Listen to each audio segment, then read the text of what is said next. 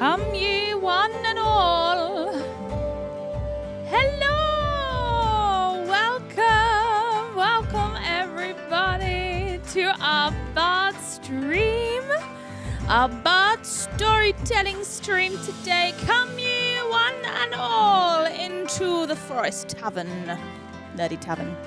We're just in the garden today, you guys, that's all. Grumpy Hoo Hoot's here, Tchaikovsky's here. The tavern seems to be growing.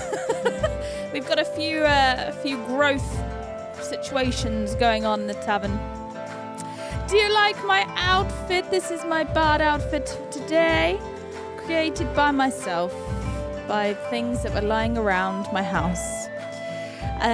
Welcome in, Doro. Welcome in, Kayla, Jantha, Danny Rose, Effie, Cyborg Noise, Doro. Thank you, Cyborg, for the channel points as well. I appreciate it.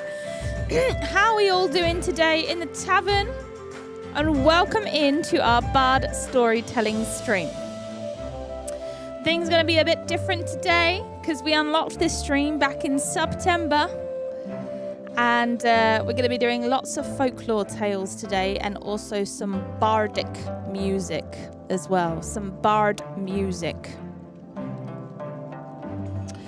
And I'm going to start with some bard music, I think, before we start our first story, our first folklore tale. Now, if any of you have any folklore tales or you've written a folklore tale yourself, then please pop it in Discord. There is a channel in Discord called Folklore Tales. So if you have a favorite folklore tale and it's not too long, or you've made it yourself, then I'd love to share it on stream today during our story stream. So make sure you go into Discord and the Folklore channel, type it, copy and paste your folklore story, or copy and paste the link to the oh no, you can't because it's in Discord. We don't allow links in Discord. You have to copy and paste your story so I can tell you. I'll pop the link in the chat for you here, you guys. Here is the link to our Discord folklore channel. Hang on, I'm doing the wrong keyboard.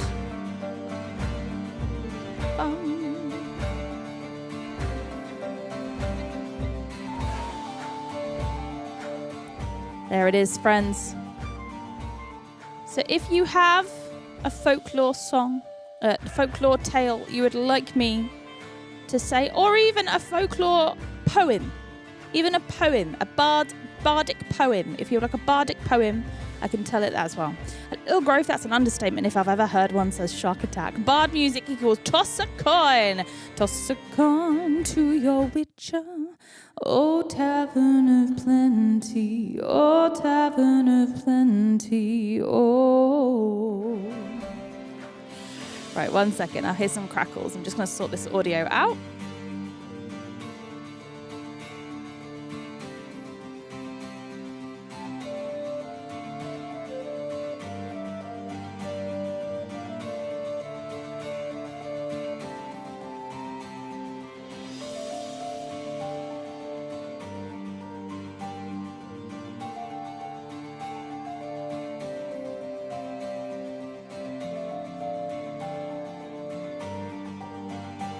Bum, bum, bum, bum, bum.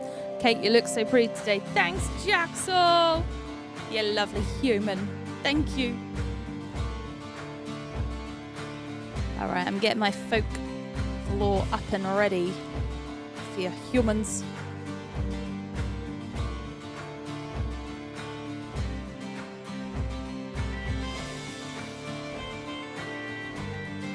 And as I said, if you've got a folklore tale you want me to say today, please pop it in Discord.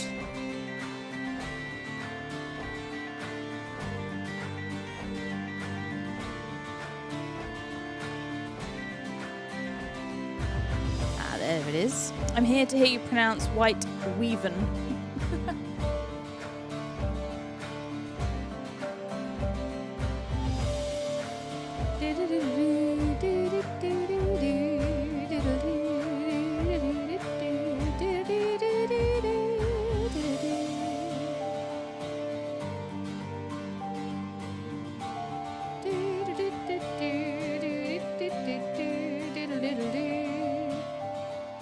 And then we've got some Irish folklore today. We've got some English folklore.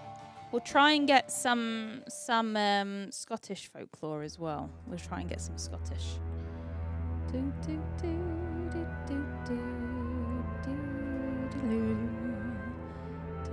Right. But we are going to start with a tune because I am a bard. I'm going to start with The Dragonborn Comes from Skyrim. And then we'll look into our folklore Discord and see who is going to be our first folklore story of today.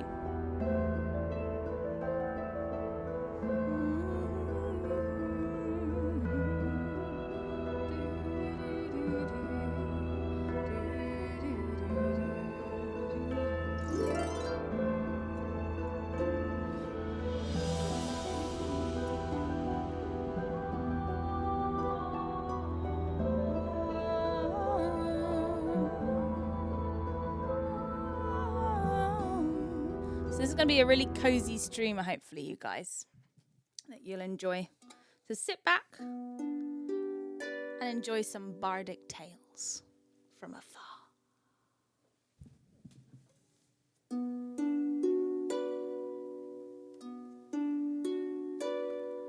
Our hero claims a warrior's heart.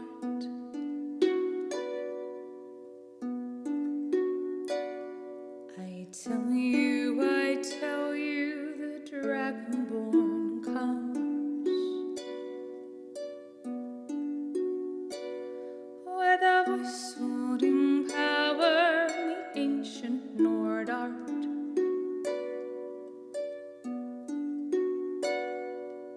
Believe, the Dragonborn comes. It's an end to the evil of old Skyrim's foes.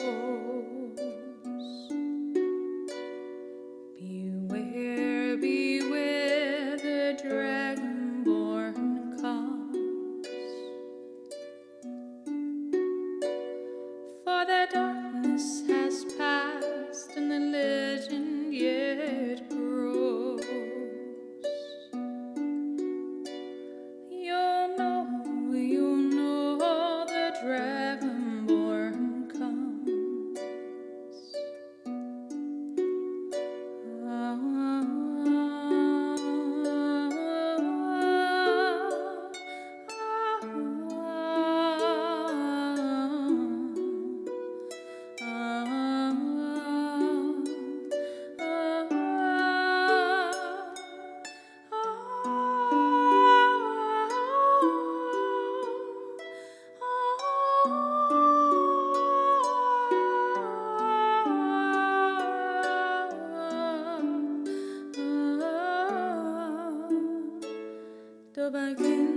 Dobagin, nanosynus varim, wadavaku, mafarala kumba, apignolik palkra, no singbrunsan, dobakin, fahin, kulala mundra. Dobakin, nanosynus varim, wadavaraku, mavarala kumva, apignolik pelkra, no singbrunsan, dobakin, fahin, kulala mundra. Dobakin, nanosynus varim, wadavaraku, no formara kumva, arignolik pelkra, no singbrunsan, dobakin, fahin, kulamundra.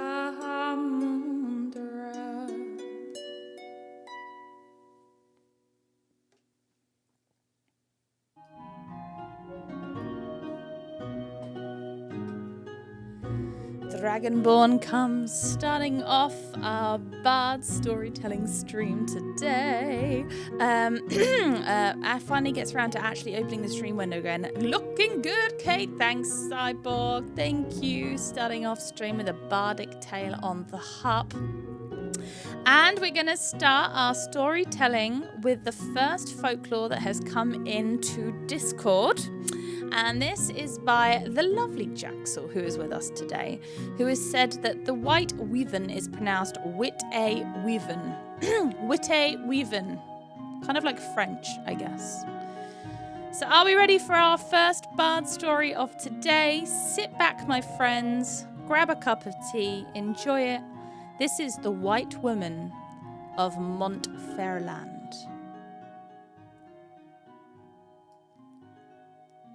A classic story in Dutch folklore is the story of poor old farmer named Gert van Beek. One evening he was sitting in his favourite pub, Het Zilverne Peert, somewhere in the municipality of Montferland. After a night of heavy drinking around midnight, the farmer was ready to return home. As he got up to leave, a grizzled blacksmith stopped him. "Do not leave just yet, farmer. It's a full moon tonight, and around now Wit-a-weaven are lurking in the forests," he growled. "Wait a little longer before you leave." Van Beek turned to the blacksmith and with a drunken arrogance laughed in his face. "Bah! These ghostly wenches don't scare me," he retorted. "If I see them, I'll dance with them all night long." Then, with that, he staggered around the door. On the way back, Van Beek took a shortcut through the forest.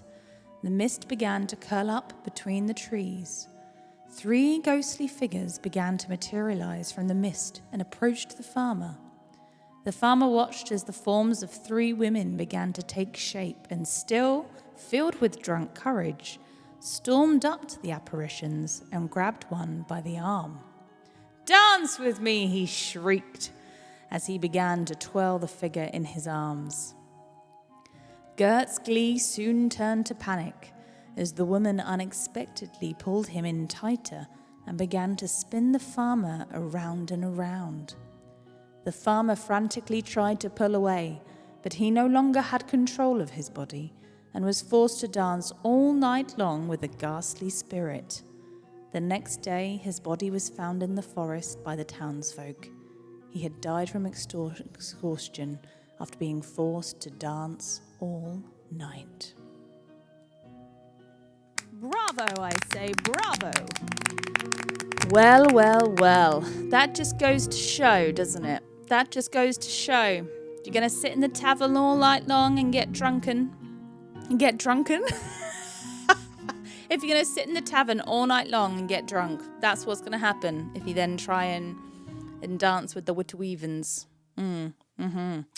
Thank you very much, Jaxel. That was a great one. I wonder why folklore are so often ghost stories, says Jaxel. I wonder why. I've got one now. It's a bit of a poem, a bard poem. This one. And it's from the Skyrim lore, and it's about a lady who thought she was a dwarf.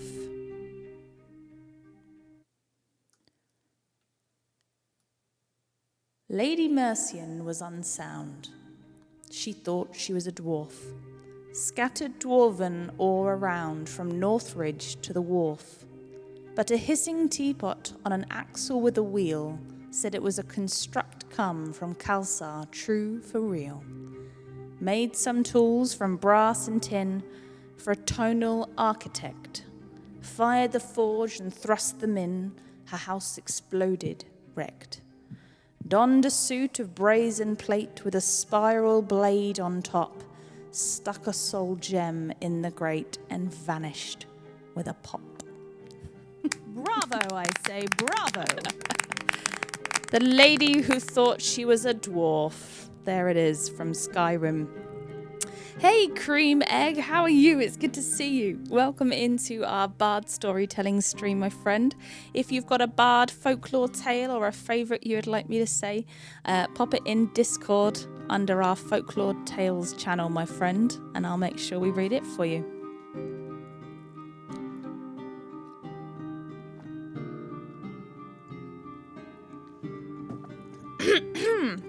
Now, we have one based on an NPC in one of the D&D games that Cyborg ran.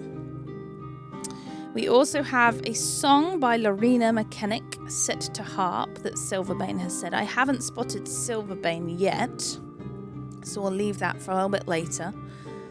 And then we've got some Irish folklore stories and also some English folklore stories as well. I'm going to tell you a bit of a longer one now because we're towards the beginning of stream. So I'll give you guys a chance to type in any of your folklore tales into Discord as I tell you the tale of the beginning of the armadillos. This is my sort of tale, you guys. This is my sort of tale. Lady Eaglestar, how are you? Take a seat, my friend. Chill out here in the tavern. I'm going to tell you the beginning of the armadillos. This, oh best beloved, is another story of the high and far off times. In the very middle of those times was a stickly, prickly hedgehog, and he lived on the banks of the turbid Amazon, eating shelly snails and things. And he had a friend, a slow, solid tortoise, who lived on the banks of the turbid Amazon, eating green lettuces and things. And so that was all right, best beloved, do you see? But also, and at the same time in those high and far off times, there was a painted jaguar, and he lived on the banks of the turbid Amazon too. And he ate everything that he could catch. When he could not catch deer or monkeys, he would eat frogs and beetles. And when he could not catch frogs and beetles, he went to his mother jaguar and told him how to eat hedgehogs and tortoises. She said to him, ever so many times, graciously waving her tail, "My son, when you find a hedgehog, you must drop him into the water, and then he will uncoil. And when you catch a tortoise, you must scoop him out of his shell with your paw." And so that was all right, best beloved. One beautiful night on the banks of the turbid Amazon, painted jaguar found stickly, prickly hedgehog and slow, solid tortoise sitting under the trunk of a fallen tree. They could not run away, and so Stickly Prickly curled himself up into a ball, because he was a hedgehog, and slow, solid tortoise drew in his head and feet into his shell as far as they would go, because he was a tortoise. And so that was all right, best beloved, do you see? "Now attend to me," said Painted Jaguar, "because this is very important. My mother said that when I meet a hedgehog, I am to drop him into the water and then he will uncoil. And when I meet a tortoise, I am to scoop him out of his shell with my paw. Now which of you is hedgehog and which is tortoise? Because to save my spots, I can't tell." "Are you sure what your mummy told you?" said Stickly Prickly Hedgehog. "Are you quite sure? Because she said that when you uncoil a tortoise, you must shell him out of the water with a scoop. And when you paw a hedgehog, you must drop him on the shell." "Are you sure of what your mummy told you?" said Slow and Solid Tortoise. "Are you quite sure? Because perhaps she said that when you water a hedgehog, you must drop him into your paw, and when you meet a tortoise, you must shell him till he uncoils." "I don't think it was all like that," said Painted Jaguar, but he felt a little puzzled. "But please say it again more distinctly." "When you scoop water with your paw, you uncoil it with a hedgehog," said Stickly Prickly Hedgehog. "Remember that, because it's important." "But," said the tortoise, "when you paw your meat, you drop it into a tortoise with a scoop. Why can't you understand?" "You're making my spots ache," said Painted Jaguar. "And besides, I didn't want your advice at all. I only wanted to know which of you is Hedgehog and which is Tortoise." "I shan't tell you," said Stickly Prickly, "but you can scoop me out of my shell if you like." "Aha!" said Painted Jaguar. "Now I know you're Tortoise. You thought I wouldn't. Now I will." Then Painted Jaguar darted out of his paddy paw just as Stickly Prickly curled himself up. And of course, Jaguar's paddy paw was just filled with prickles. Once than that, he knocked Stickly Prickly away, and away into the woods and the bushes, where it was too dark to find him. Then he put his paddy paw into his mouth, and of course the prickles hurt him more than ever. As soon as he could speak, he said, "Now I know he isn't a tortoise at all." But then he scratched his head and his unprickly paw. "How do I know that this other is Tortoise?" "But I am Tortoise," said Slow and Solid. "Your mother was quite right. She said that you were to scoop me out of my shell with your paw. Begin." "You didn't say that a minute ago," said Painted Jaguar, sucking the prickles out of his paddy paw.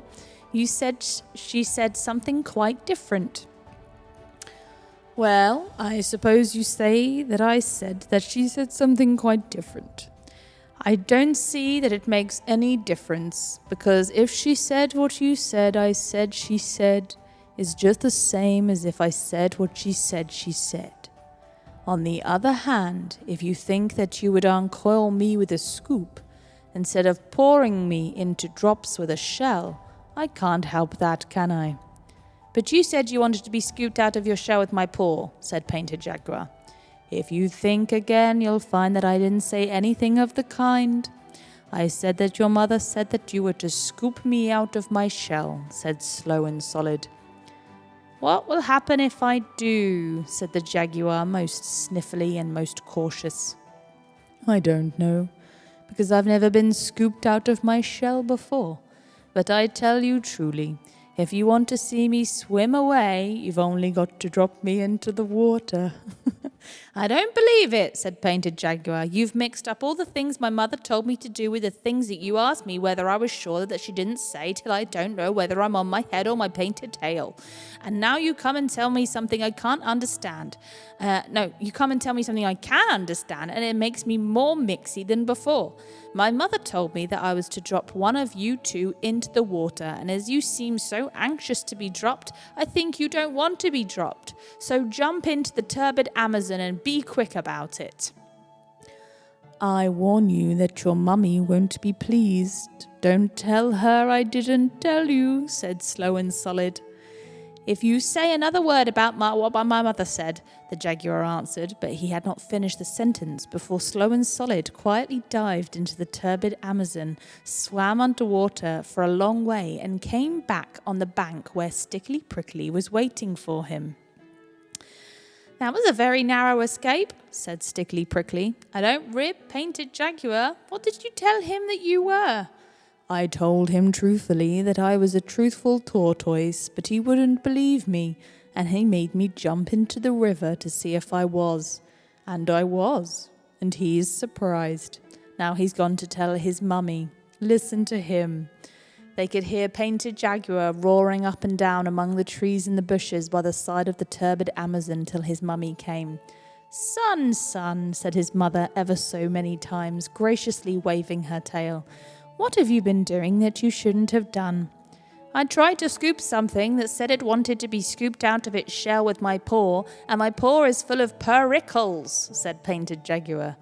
"Son, son," said his mother ever so many times, graciously waving her tail. "By the prickles in your paddy paw, I see that must have been a hedgehog. You should have dropped him into the water. I did that to the other thing, and he said he was a tortoise, and I didn't believe him, and it was quite true, and he dived under the turbid Amazon, and he won't come up again, and I haven't anything at all to eat, and I think we find better lodgings somewhere else. They are too clever on the turbid Amazon for poor me." "Son, son," said his mother, ever so many times, graciously waving her tail. "Now attend to me and remember what I say. A hedgehog curls himself up into a ball, and his prickles stick out every which way at once. By this you may know the hedgehog. I don't like this old lady one little bit, said Stickly Prickly under the shadow of a large leaf. I wonder what else she knows. A tortoise can't curl himself up, Mother Jaguar went on ever so many times, graciously waving her tail. He only draws his head and legs into his shell. By this you may know the tortoise. I don't like this old lady at all, said Slow and Solid. Even Painted Jaguar can't forget those directions. It's a great pity that you can't swim, Stickly Prickly. Don't talk to me, said Stickly Prickly. Just think how much better it would have been if you could curl up. This is a mess. Listen to Painted Jaguar. Painted Jaguar was sitting on the banks of the turbid Amazon, sucking prickles out of his paw and saying to himself, can't curl but can swim. Slow, Solid, that's him. Curls up but can't swim. Stickily Prickly, that's him. He'll never forget that this month of Sundays, says Stickly Prickly. Hold up my chin, Slow and Solid. I'm going to try and learn to swim. It may be useful. Excellent, said Slow and Solid, and he held up Stickly Prickly's chin while Stickly Prickly kicked in the water of the turbid Amazon. You'll make a fine swimmer yet, said Slow and Solid. Now if you can unlace my back plates a little, I'll see what I can do towards curling up. It may be useful. Stickly Prickly helped to unlace Tortoise's back plates, so that by twisting and straining, Slow and Solid actually managed to curl up a tiddy-widdy bit. Excellent, said Sticky Prickly. But I shouldn't do any more just now. It's making you black in the face. Kindly lead me into the water once again, and I'll practice that side stroke, which you say is so easy. And so Stickly Prickly practiced, and Slow and Solid swam along. Excellent, said Slow and Solid. A little more practice will make you a regular whale. Now if I may trouble you to unlace my back and front plates 2 holes more, I'll try that fascinating bend that you say is so easy. Won't Painted Jaguar be surprised? Excellent, said Stickly Prickly, all wet from the turbid Amazon. I declare I shouldn't know you from one of my own family. 2 holes, I think you said? A little more expression, please, and don't grunt quite so much or Painted Jaguar may hear us. When you've finished, I want to try that long dive which you say is so easy. Won't Painted Jaguar be surprised? And so Stickly Prickly dived, and Slow and Solid dived alongside. Excellent, said Slow and Solid. A little more attention to holding your breath, and you will be able to keep house at the bottom of the turbid Amazon. Now, I'll try that exercise of putting my hind legs around my ears, which you say is so peculiarly comfortable. Won't Painted Jaguar be surprised? Excellent, says Stickly Prickly. But it's straining your back plates a little. They are all overlapping now instead of lying side by side. Oh, that's a result of exercise, said Slow and Solid. I've noticed that your prickles seem to be melting into one another, and you're growing to look rather like a pine cone, and less like a chestnut burr than you used to. Am I? Said Stickly Prickly. That comes from my soaking in the water. Oh, won't Painted Jaguar be surprised? They went on with their exercises, each helping the other till morning came, and when the sun was high, they rested and dried themselves. Then they saw that they were both of them quite different from what they had been. Stickly Prickly, said Tortoise after breakfast, I am not what I was yesterday, but I think I may yet amuse Painted Jaguar. That was very thing I was thinking just now, said Stickly Prickly. I think scales are a tremendous improvement on prickles, to say nothing of being able to swim. Oh, what Painted Jaguar would be surprised. Let's go and find him. By and by they found Painted Jaguar still nursing his paddy paw that had been hurt the night before. He was astonished that he fell three times backwards over his own painted tail without stopping. Good morning, said Stickly Prickly. And how is your dear gracious mummy this morning? She is quite well, thank you, said Painted Jaguar, but you must forgive me if I do not at this precise moment recall your name. That's very unkind of you, said Stickly Prickly, seeing that this time yesterday you tried to scoop me out of my shell with your paw. But you hadn't any shell, it was all prickles, said Painted Jaguar. I know it was, just look at my paw. You told me to drop into the turbid Amazon and be drowned, said Slow Solid. Why are you so rude and forgetful today? Don't you remember what your mother told you, said Stickly Prickly. Can't curl but can swim. Stickly Prickly, that's him. Curls up but can't swim. Slow Solid, that's him. Then they both curled themselves up and rolled around and round, Painted Jaguar till his eyes turned truly cartwheels in his head. Then he went to fetch his mother. Mother, he said, there are 2 new animals in the woods today, and the one that you said couldn't swim, swims, and the one that you said couldn't curl up, curls, and they've gone shares in their prickles. I think because of them are scaly all over instead of one being smooth and the other very prickly. And besides that, they're rolling round and round in circles and I don't feel comfy. Son, son, said Mother Jaguar ever so many times, graciously waving her tail.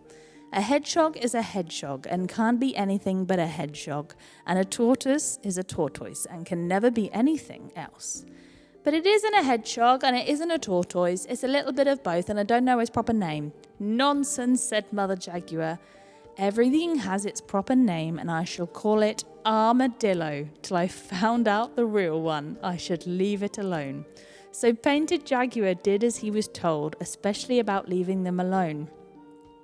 But the curious thing is that from that day to this, O best beloved, no one on the banks of the turbid Amazon has ever called Stickly Prickly and Slow Solid anything except armadillo. There are hedgehogs and tortoises in other places, of course. There are some in my garden. But the real old and clever kind, with their scales lying lippity-lappity one over the other, like pine cone scales, that lived on the banks of the turbid Amazon in the high and far-off days, are always called armadillos, because they were so clever. So that, all right, best beloved, do you see? I've never sailed the Amazon, I've never reached Brazil, but the Don and Magdalena, they can go there when they will. Yes, weekly from Southampton, great steamers white and gold go rolling down to Rio. Roll down to Rio, and I'd like to roll up to Rio some day before I'm old. I've never seen a jaguar, nor yet an armadillo, O Diliong in his armour, and I suppose I never will. Unless I go to Rio, these wonders to behold, roll down to Rio. Roll down to Rio, and I'd love to roll to Rio some day before I'm old. Bravo, I say, bravo. Those darn armadillos. Do you know what? I forgot that story was about armadillos. And I got to the end of the story and I was like, oh, it's armadillo. The whole story is called The Beginning of the Armadillos. I forgot. Hey, Queen Peanut Wolf, how are you? It's good to see you. Hello. Lady Eaglestar, have you ever heard the singer Heather Dale? I don't think I have, no. Guys, hark! It's tavern dance music! Everybody off of your seats, please. Everyone off of your seats. Clap your hands. Here we go. Come on, everyone. Hey, thank you so much for the follow. Welcome in, Jenkins. Clap your hands, everyone. I've just realised I don't have my activity feed up. I have no idea what's happening in the tavern today. Clap those hands. Let's see who's here in lurk mode today. How are you? I'm very well, thank you, Derwood. All right, let's dance. I want to see some bard moves going on. We've learnt the beginnings of the tortoise. No, beginnings of the armadillo. All right, Psyduck's coming. Here he comes. Everyone form a ring around side up, if you please. If you please. Are we ready? Here he goes.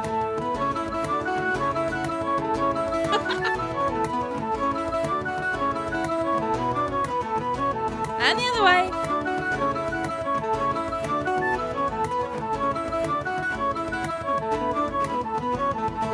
Clap those hands. Hey Neddy, how are you? Welcome in. All right, I want to see all the dancing chickens in chat. All the dancing chickens. Here we go.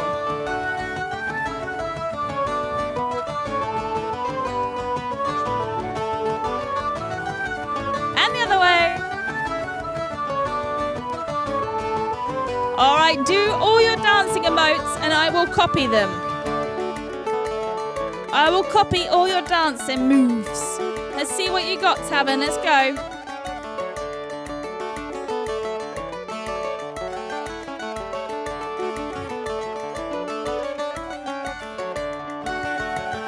Queen Peanut Wolf. So I can't twerk. I can't do break dancing. Jay Lost, how are you? Vicky! Hello, friend! Jaxel! Peanut Wolf!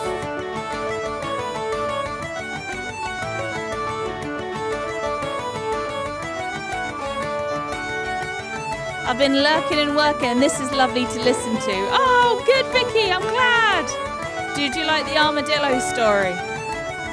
And the white weavens?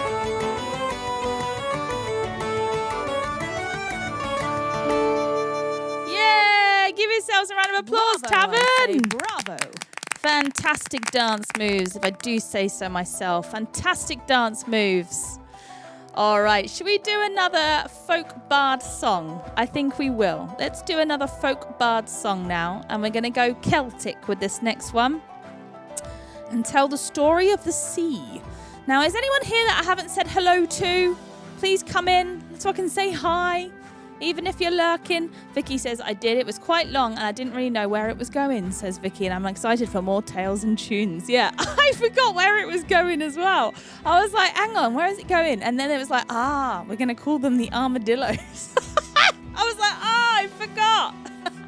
I forgot this story was about armadillos. The armadillos just make me think of the Dime adverts as Cyborg. I remember that. That's not on anymore, though. That was like a 90s thing, wasn't it?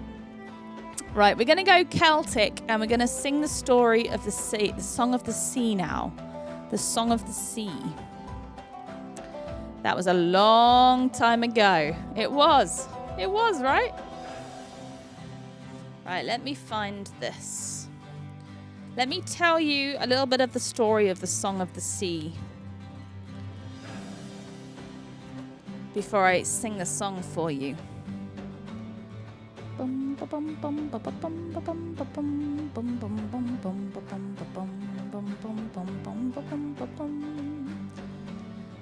was 1995, goodness me.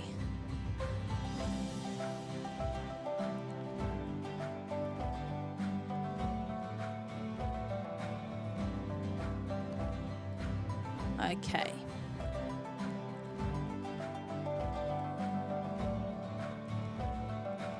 Bum, bum, bum, bum, bum, bum,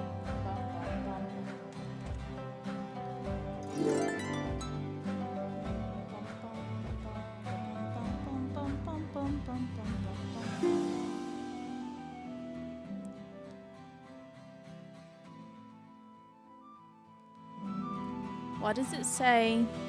Why does my phone say I'm on Just Chatting? Because we're streaming to Just Chatting today, Neddy, because this is our Bard storytelling stream that we unlocked during September. So we're doing lots of Bard stories today. So it's not really a music stream, it's more of a storytelling stream. So that's why we're streaming on Just Chatting. All right, I'm going to sing you the Song of the Sea now, my friends. And the story behind this song is that there is a child called Siobhan, who is the last of the Selkies. There's a woman in Irish and Scottish legends who transforms from seals into people, and she escapes from her grandmother's home to journey to the sea and free fairy creatures trapped in the modern world. And this is the Song of the Sea.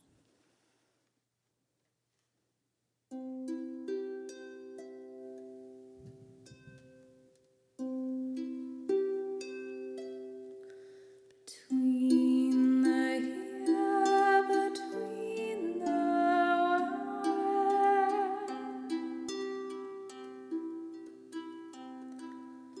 between the north, between the south,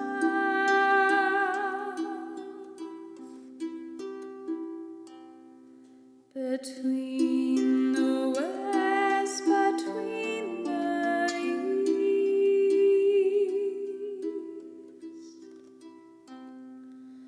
between the town, between the place,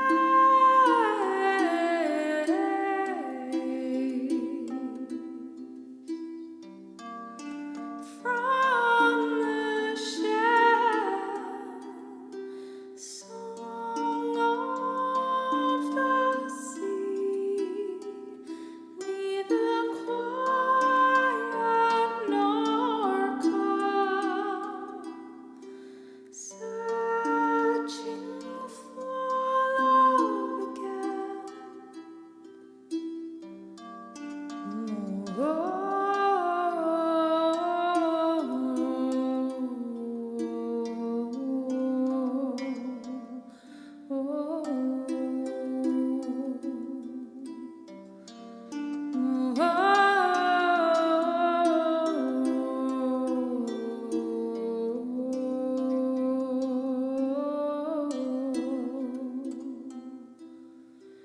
Between the winds, between the waves, between the sands, between the shores,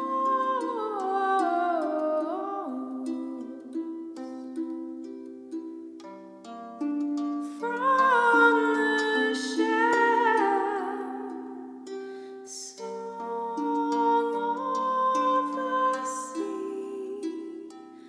neither quiet nor calm, searching for love again, between the stones, between the stars,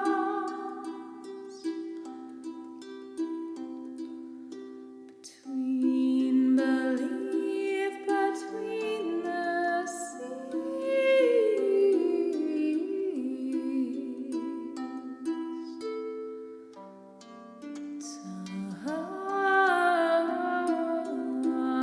turn to it,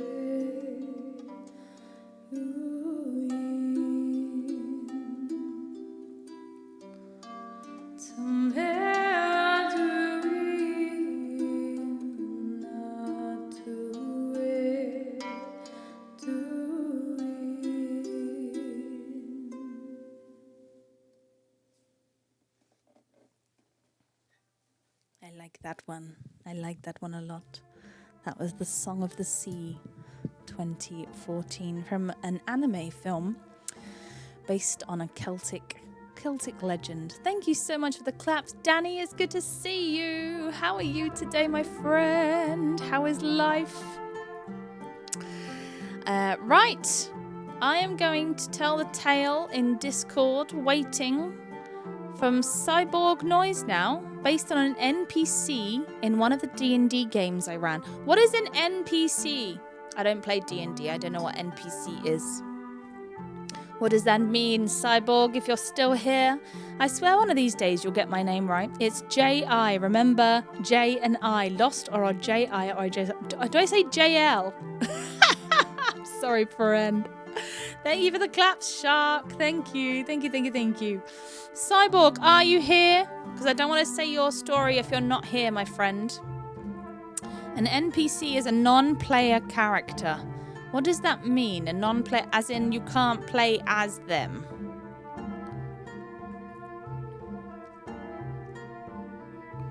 Is that what that means? So a character in the world that's not controlled by a player. Okay, right. I see, I see.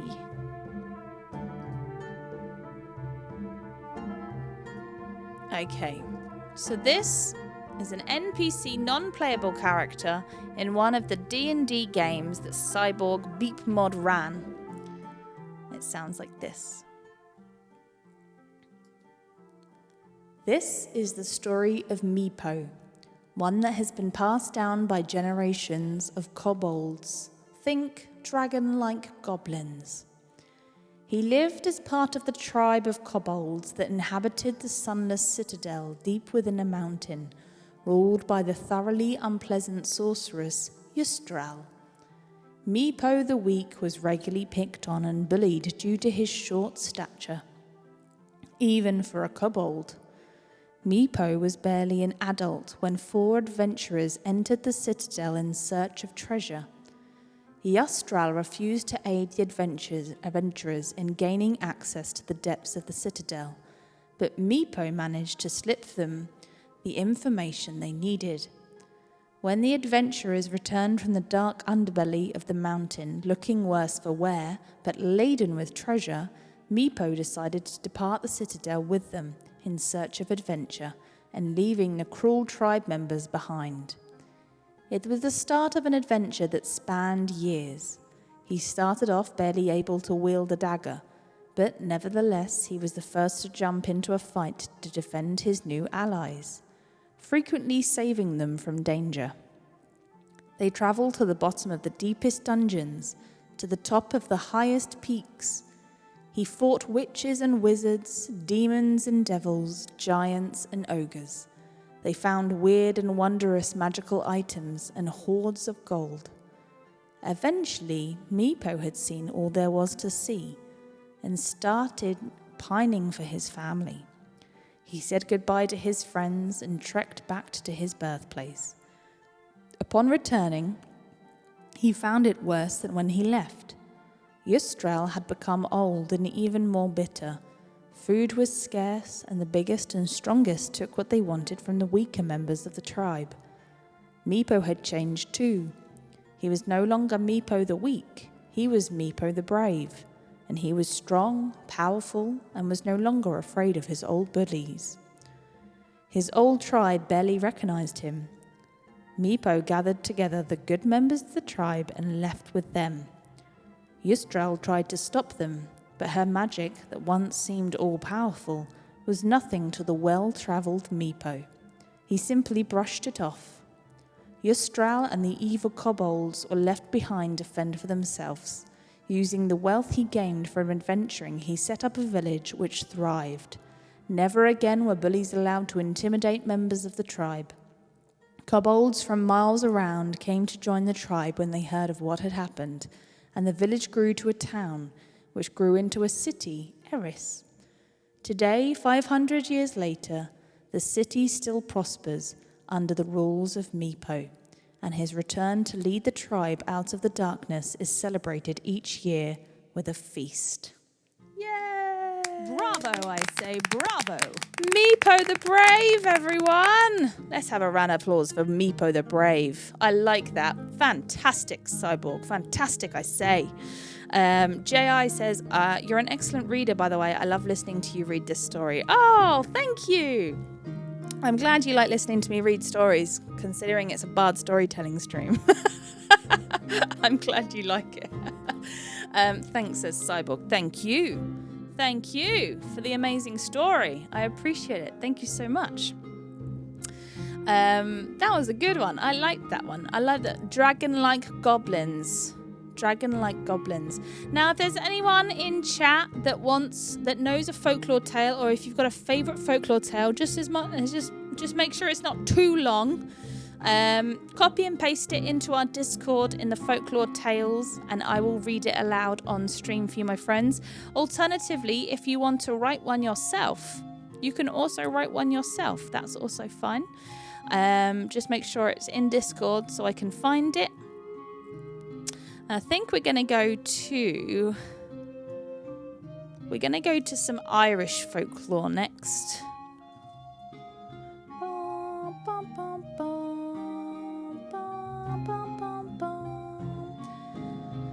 To the Salmon of Knowledge.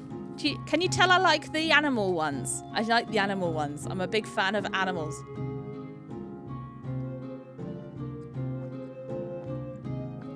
I couldn't find an English version of Reynard the Fox. Reynard the Fox. Would you like me to try? Let me see.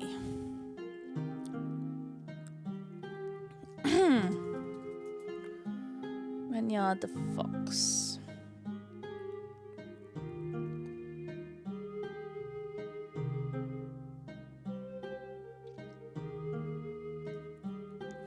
I think there's this one called Lord of the Rings. That's not too long. I just read Lord of the Rings. Stop.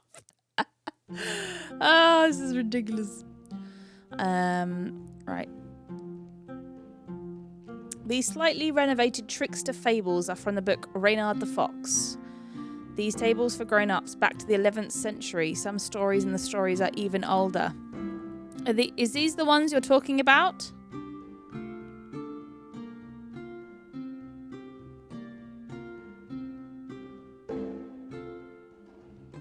There's a lot of Reynard the Fox stuff. Let me see.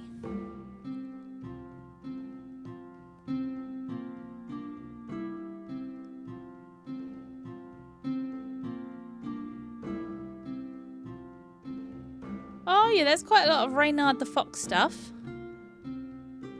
Would you guys like to hear a Reynard the Fox? I'll do the salmon of knowledge first, and then we'll do some Reynard the Fox.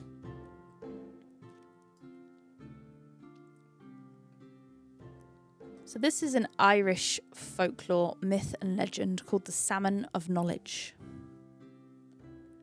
In the River Boyne, there was a magic fish called the Salmon of Knowledge.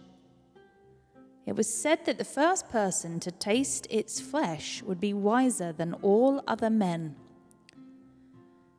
Finnegas was a poet who lived near the River Boyne, where he read books and wrote poems. He was one of the wisest men in Ireland. Finnegas had tried for 7 years to catch the fish, but he had no luck. A young warrior named Fionn had come to live with Finnegas. Fionn was unaware of the legend about the Salmon of Knowledge.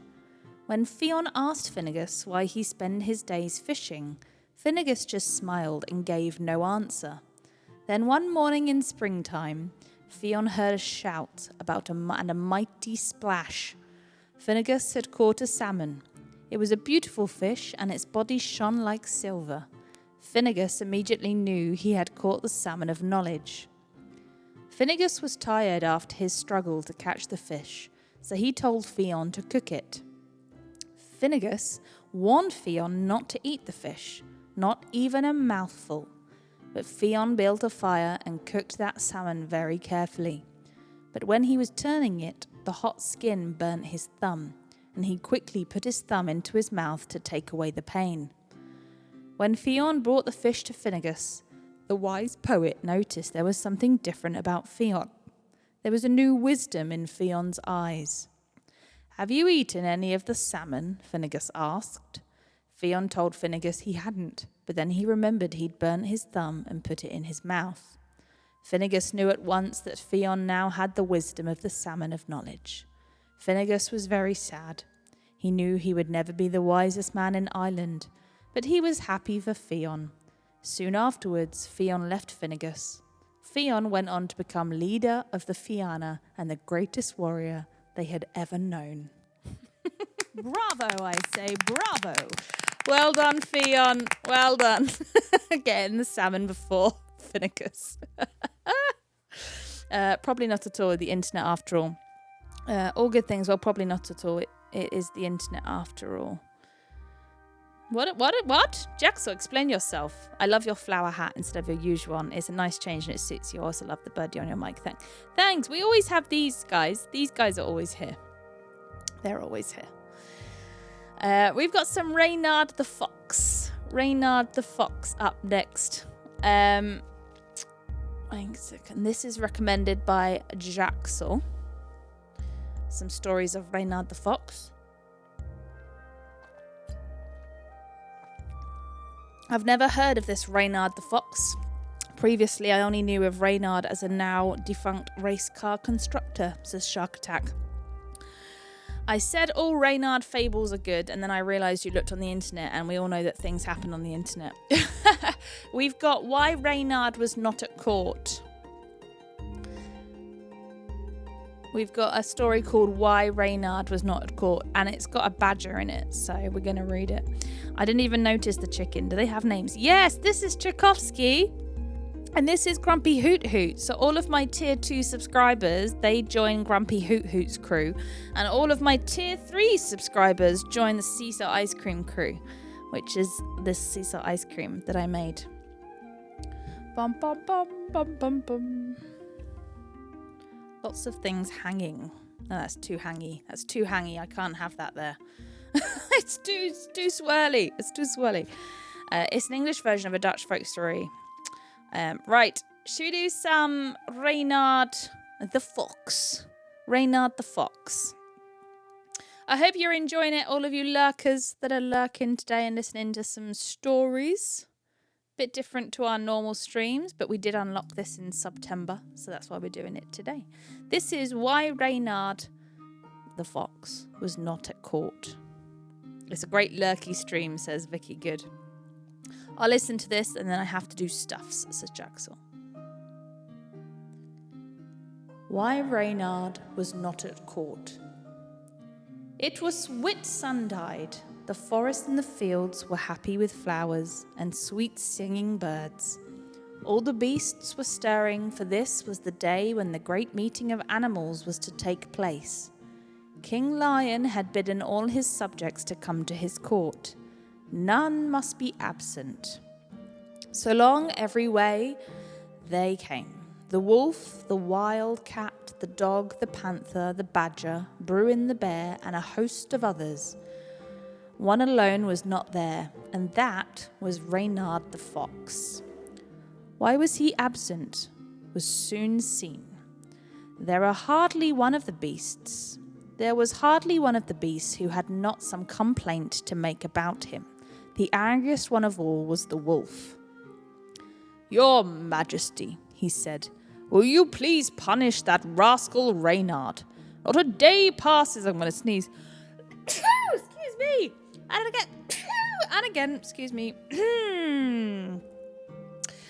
Your Majesty, he said, will you please punish that oh no, Vicky's got ads. But at the beginning of the start of the, oh no, I'm sorry, Vicky. If anyone's got ads and you don't want ads, then if you sub, you do get rid of the ads. I'm just saying, I'm sorry. Your Majesty, he said, will you please punish that rascal Oh, Cyborg! Cyborg! Thank you, you lovely human. Thank you for gifting that sub to Vicky. Vicky, are you back? They won't hear it, says Jaxel. They're in the middle of ads. Vicky, are you back? Thank you so much, Cyborg, for gifting a tier 1 sub to Vicky. Do you have a bard song that you would like me to sing on the harp for gifting that sub, Cyborg? Please let me know. Oh my goodness, says Vicky. Are you back? Are you back? And you've been gifted a sub? You would like the bard song? Absolutely. Oh my gosh! J.I. Law, thank you so much for gifting 5. Oh my goodness gracious me. Look at all these lovely humans that will be lurking, and now they can lurk without adverts. Thank you so much to Soy Cartales, Darnally, Dosmo, Minos Griffin, and Danalee D. Thank you so much. I appreciate you. Thank you. I'm going to sing the bard song for that gifted sub from Cyborg. J.I., is there a song or a poem or a tale you would like me to say for you as well? Thank you so much for gifting 5. Vicky's like, thank you, Cyborg, for saving me from ad hell. That's what I said when I saw that you had ads. I was like, oh no. And I was like, I'm sorry, if anyone's got ads, if you sub, you can get rid of the ads. I'm sorry about it. And then suddenly Cyborg was like, gifting subs. Thank you so much, Cyborg. I appreciate you. I'm going to sing the Bard song for Cyborg. And J.I., please let me know what I can sing for you as well with the 5 gifted subs. Thank you, thank you. Any poem, any folklore tale, any bard song you'd like me to play for you for those 5 gifted subs. Dana Lee says, I'm here lurking in the shadows. Thank you so much for the sub. I'm so glad you've got no ads. Yay! Ads do kind of make these streams hard when you're lurking as well, don't they? I mean, ads make life hard anyway, but especially when it's streams like this. So thank you so much. Now you all know the bards and their songs. When hours have gone by, I close my eyes in a world far away.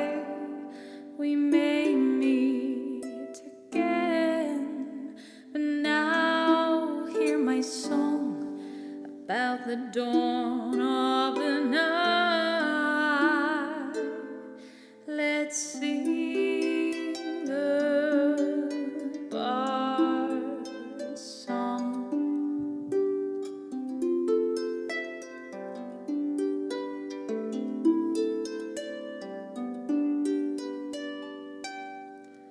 Tomorrow take us away, far from home. No one will ever know our names, but the bard's song will remain. Tomorrow take it away, the fear of today, it will be gone due to our magic songs.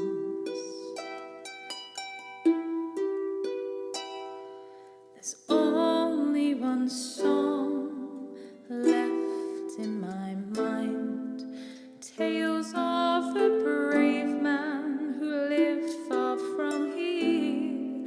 The bard songs are over, it's time to leave. No one should ask for the name of the one who sings the stories.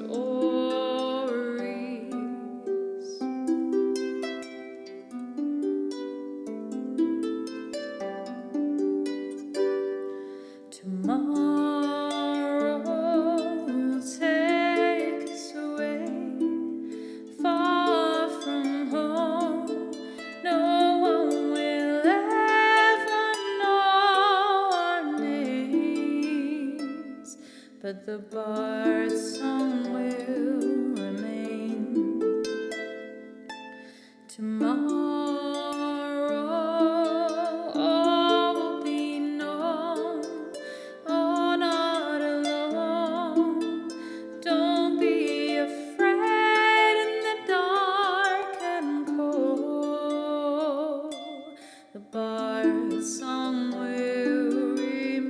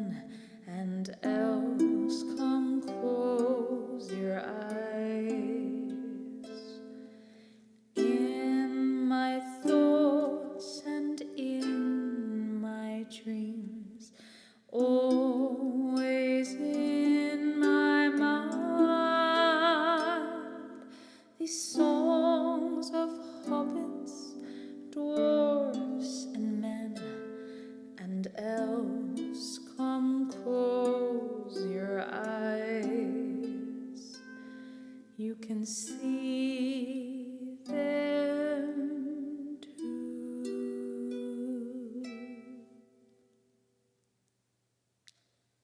That was a great one. The Bard Song. The Bard Song. And that was for Cyborg's gifted sub. Thank you so much for gifting that sub to Vicky. So Vicky didn't miss the beginnings of that story about the fox, which we will start again in a second. It's fine. J.I., is there a song I can sing? Those 5 gifted subs, please let me know. I'm here. I'm lurking in the shadows. Danalee, I hope you enjoy lurking today. Jaxel says, I'm off to be an adult. We'll keep you in the background. No problem, Jaxel. Thank you for being here. I appreciate you.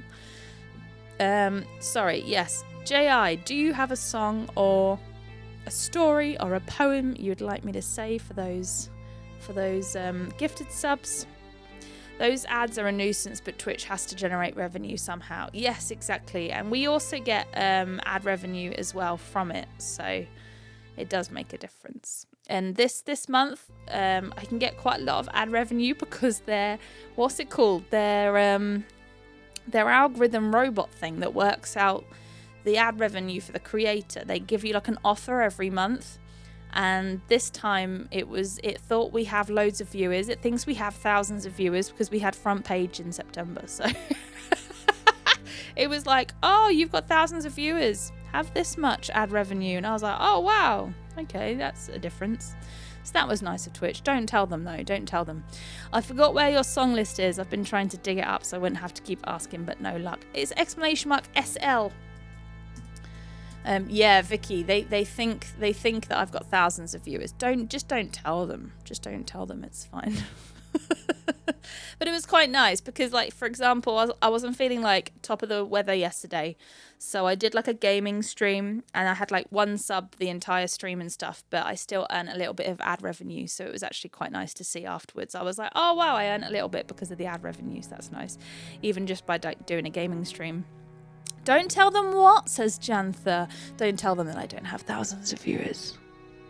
I have seen next month's ad revenue thing, and it's like a tenth. It's a tenth of what this month is. I was like, no, they found out. Oh, I just need front page again for like 1 stream, and then they'll be like, she has thousands of viewers. Millions of viewers, Obsidian. Exactly, that's what it is. I have millions of viewers. Your secret is safe with me, says Vicky. Thank you. Jantha, she missed my joke. Where was it? Jantha! I didn't see it. Where is it? Don't tell them what. She missed my joke. What? Where is it? Jantha, I didn't see your joke. Where's your joke? I can't see a joke anywhere. Don't tell them what. You literally said it again. That's what. Oh. Straight over my head. Straight over my head. Don't tell them what. Don't tell them what. What? Don't tell them what. Stop it. Stop it, trolliths. I'm trying to be a bard today. I'm trying to be a good bard for you guys. Such trolls. Right, are you ready to hear the story of Reynard the Fox and why he wasn't at court? Are you guys ready? I'd like to know if you're ready to hear the Reynard the Fox song with my millions of viewers. Yes, all right, here we go. Why Reynard was not at court. It was Whitsuntide. The forests and the fields were happy with flowers and sweet singing birds. All the beasts were stirring, for this was the day when the great meeting of animals was to take place. King Lion had bidden all his subjects to come to his court. None must be absent. So along every way they came, the wolf, the wildcat, the dog, the panther, the badger, Bruin the bear, and a host of others. One alone was not there, and that was Reynard the Fox. Why he was absent was soon seen. There were hardly one of the beasts who had not made a complaint about him.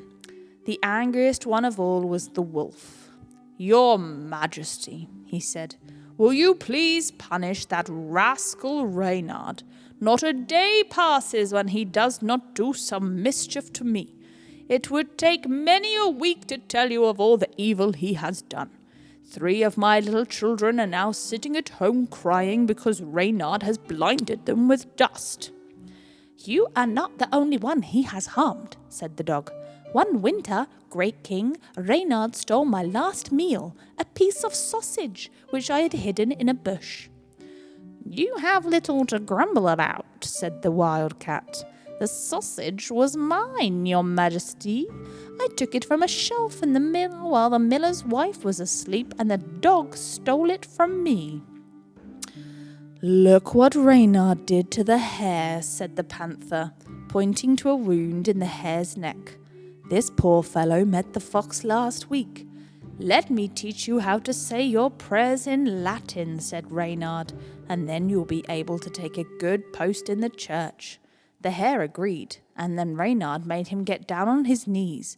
But before he had said half a dozen words, Reynard seized him by the throat, and if I had not come along then, he certainly would have killed him. "These tales would not be told if my uncle were present," cried Reynard's nephew the badger, angrily. "The wolf has treated my uncle in a very evil manner more than once. Some time ago, the wolf and Reynard agreed to work together and share whatever food they got. One day, as they were walking behind the hedge, the borders and the road, they saw a man come along with a cartload of fish. Their mouths watered, for they were both hungry, and Reynard soon thought of a plan to get some of the fish. "You stay behind the cart and keep a good watch," he said to the wolf.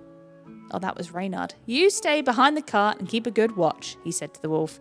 Then he ran along by the hedge and came out into a road along in front of a cart. Here he lay down in a rut, and when the cart drew near, shut his eyes, held his breath, and stiffened his body. "Hey, Dorro, how are you?" That's not what he said. He didn't say, "Hey, Dorro, how are you?"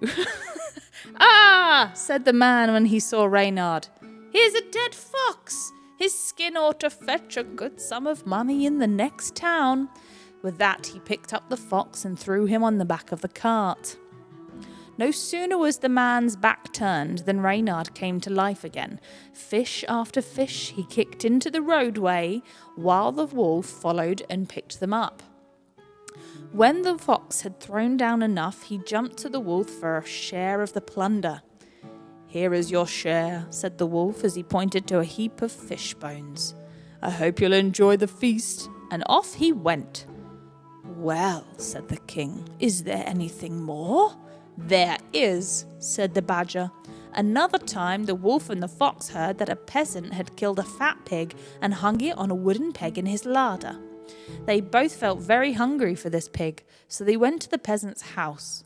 After a great deal of trouble, my uncle was able to get through a window into the larder.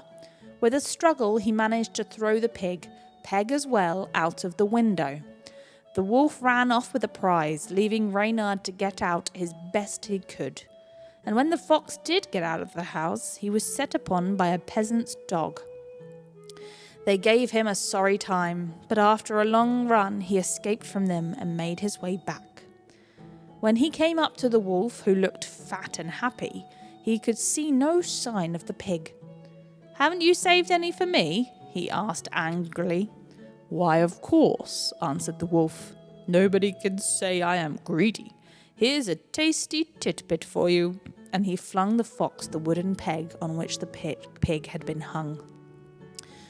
Just as the badger ended his tale, there was a commotion outside, and the next few minutes there marched into a court a very strange procession. In front was Henning the cock. Behind him were 2 young cocks, bearing a bear on which lay the headless body of Henning's daughter, Scratchfoot. On either side walked a brother of the dead hen carrying a white candle, and after the brothers came many relations of the deceased, all crying most miserably. "What does this all mean?" asked the king. Alas, sire, said Henning, pointing to the bear, this is Reynard's work. I had 10 sons and 15 daughters, and we all lived happily in a farmyard belonging to rich monks.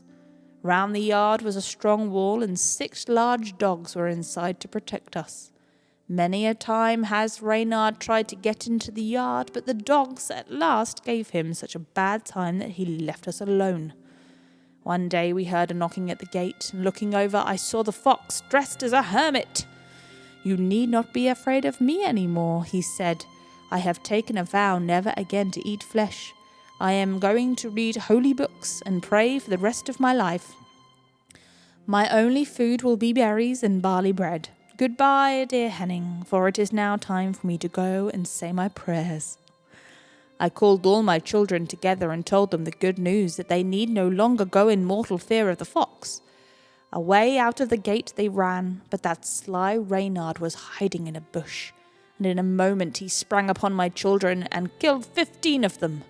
Poor Scratchfoot's body was the only one he did not eat, for the dogs came along just in time to stop him. When the king heard Henning's sad story, he was very angry with Reynard and his nephew the badger. He ordered the Scratchfoot should be taken a grand funeral and caused a marble slab to be placed over her grave, and on the slab these words were written. Here lies Scratchfoot, daughter of Henning the cock. She was skillful in scratching and laid many eggs. As for Reynard, a messenger was to be sent to order him to appear at the court at once. Bruin the bear was chosen as messenger. Be careful, said the king.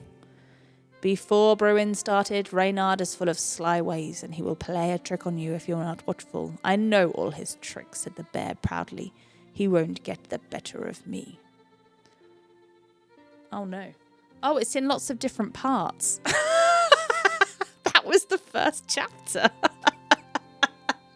That was the first chapter of Reynard the Fox and why Reynard was not at court. How many more chapters? 1, 2, 3, 4. 4. Oh, that's fine. We can do 4. We can do 4 chapters. I'm going to sing Scarborough Fair, though, for our lovely J.I. Lost, who gifted those 5 subs. Zara Music, thank you so much for your raid. Welcome in. How are you? Hello. Thank you so much for raiding. My name is Kate. I normally sing songs from movies, video games, and TV shows. Today we're doing a bard storytelling stream, which was a theme stream that we unlocked back in September. So if you like stories, then please take a seat. And we're currently reading the story of Reynard the Fox. We've done chapter 1. We've got 4 more chapters to go. But I'm going to sing some songs. If anyone wants a priority request or anything like that, if anyone wants to sub or gift a sub or 500 bits or toss a coin, then you can choose a bard song for me to sing as well if you wish, my friends, like this one called Scarborough Fair, and it's going out to J.I. Lost. J.I., thank you so much for gifting 5 subs. Thank you. I've rated you a long time ago, but haven't been in a long time. Hope you're well. I'm great, thank you, Zara. Thank you. How was your stream today? What did you get up to? Are you a musician? Are you going to Scarborough Fair? Parsley, sage, rosemary, and thyme.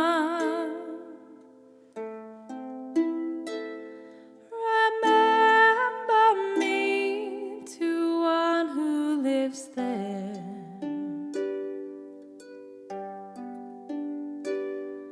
She once was a true love of mine. Tell her to make me a cambric shirt. Parsley, sage, rosemary, and thyme.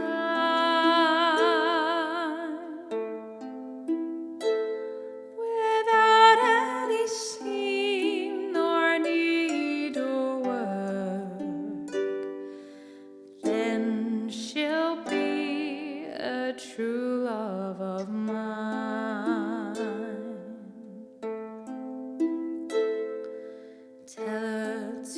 find me an acre of land, parsley, sage, rosemary, and thyme.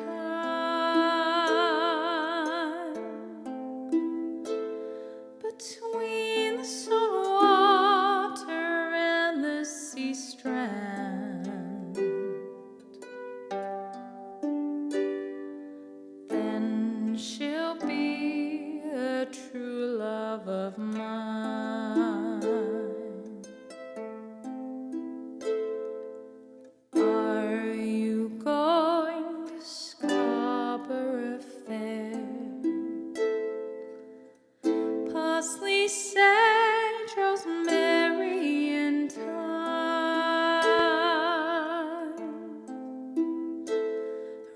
Remember me to one who lives there.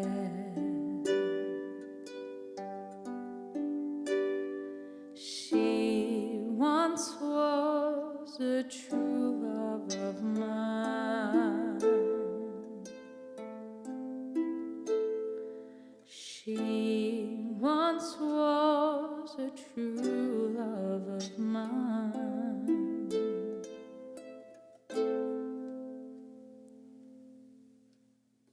That was Scarborough Fair, and that was for the 5 gifted subs from J.I. Lost. Thank you so much. Thank you, J.I. I appreciate that very much. I hope you enjoyed the song. Skalembro! How are you, Skalembro? And Doro, how are you? Cool nerd guy. Like, what story is this? And was the pig related to Peppa Pig? I don't think the pig was related to Peppa Pig. We have just started the tale of Reynard the Fox. We have 4 more chapters to read. That was the first chapter. But I am going to sing Pippin's song for that raid. That was beautiful on the harp. Thank you. Thank you, Vicky. I always think it was nice. This channel is absolutely lovely, says Cool Nerd Guy. Oh, thank you. Obviously, normally we're doing music, but during September, we had so many subs.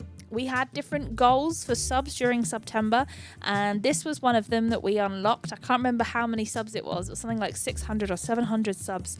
We unlocked a bard storytelling stream. So that's why we're doing that today.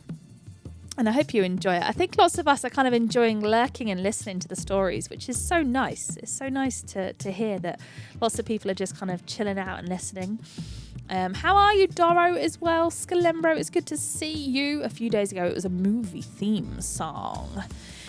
Yes, Monday was movie themes. Tuesday was just a free-for-all. Anything from video games, movies, TV shows. Yesterday we played it Banjo-Kazooie because I wasn't feeling too good. I didn't sleep very well. And today is our Bard Tavern storytelling stream. I'm just going to sing Edge of Night, Pippin's song for that raid. Edge of Night, where are you? There it is. And I'm going to sing this one a cappella.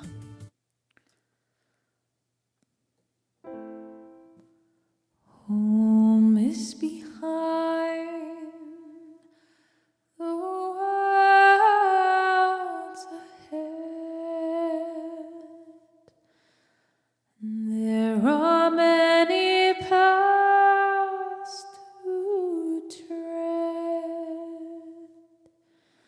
through shadow to the edge of night, until the stars are all alight. Through shadow, cloud and shade, all shall fade, all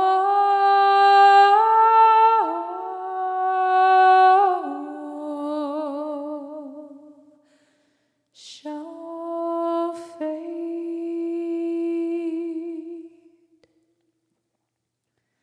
Still round the corner they may wait,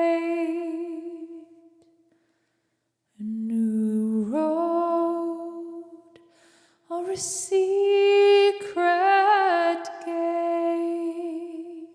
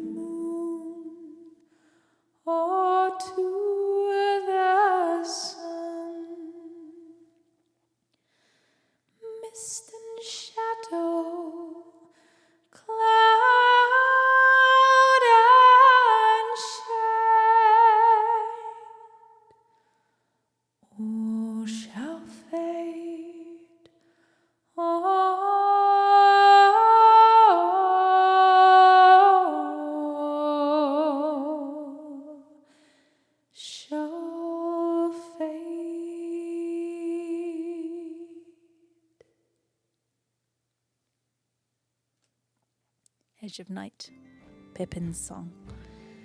And that was with another verse as well. And that was for our lovely Raiders Zara music. Thank you so much for raiding Zara if you're still here. We're going to carry on with our Reynard the Fox because I feel like we're quite invested in Reynard. We want to know what's happening because Reynard has indeed murdered a chicken called Scratchfoot. Poor Scratchfoot. Lots of people were complaining about Reynard the Fox at court, and the King Lion is like, But the badger is related to Reynard the Fox, and the badger's like, hang on, stop, everyone. Reynard the Fox is being treated badly by people, like the wolf, for example. So we need to find out what happens. So we finished chapter 1 on the fact that the bear was taking a message. The bear was taking a message to the fox. And Bruin the bear, his name is. So this next chapter is called How Bruin Took the King's Message. That was absolutely amazing. Thank you so much. Thank you for raiding. I appreciate you. Guys, my feet are quite cold. I feel like I need bard slippers. Right, are we ready for the second chapter of Reynard the Fox? Let's do it. Chapter 2. How Bruin Took the King's Message. Bruin started off at once on his journey to find the fox and give him the king's order. Now Reynard was rich enough to own several houses.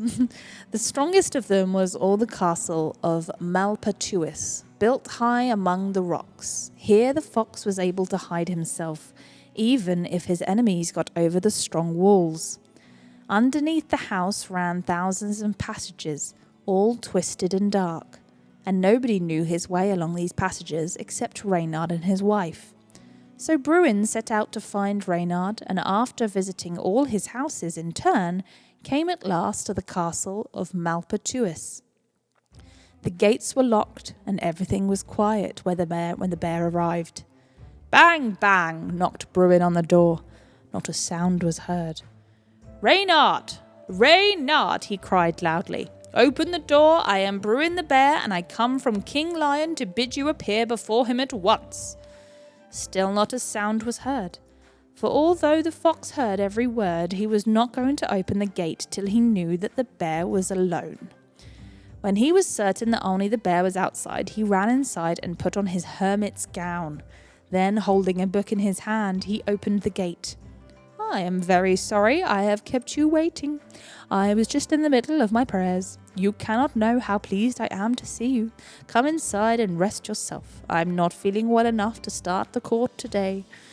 You know I've given up eating flesh, and honey is the only food that is plentiful about here. I'm afraid I feel ill through eating of too much of that nasty stuff. Nasty stuff, said Bruin. To him, honey was the nicest thing on earth. If you can show me where to get my fill, I will do my best for you at the court. Do you say so? Answered Reynard. Why, I know a place where there is so much honey that you could not drink it dry in 7 years. If you'll be a friend to me at court, I will show you the place. Let us go at once, said Bruin, whose mouth was watering. I will do all I can for you. So the two set off for the farmyard of a woodcutter who lived in the valley. In the yard lay a huge oak tree, which the woodcutter had felled the day before. To split this, he had driven into 2 big wedges, which made a crack right along the trunk. No one was in the yard, for the woodcutter had gone into the house for a nap. Here is the well, said Reynard, pointing to the crack in the tree. Put your mouth down as far as you can and eat as much honey as you like. It was not long before Bruin had his head and 4 feet in the crack, and as soon as Reynard saw that the bear was busy, he gave a hard tug at the wedges. Out they came, the trunk closed up, and Bruin was caught in a trap. Such a roaring and a struggling as the bear set up. You never heard such a noise. The fox grinned and told himself it was time to be off. How do you like the taste of honey? Said Reynard. Do not eat too much, for the woodcutter will bring you something else to eat in a moment. Good day.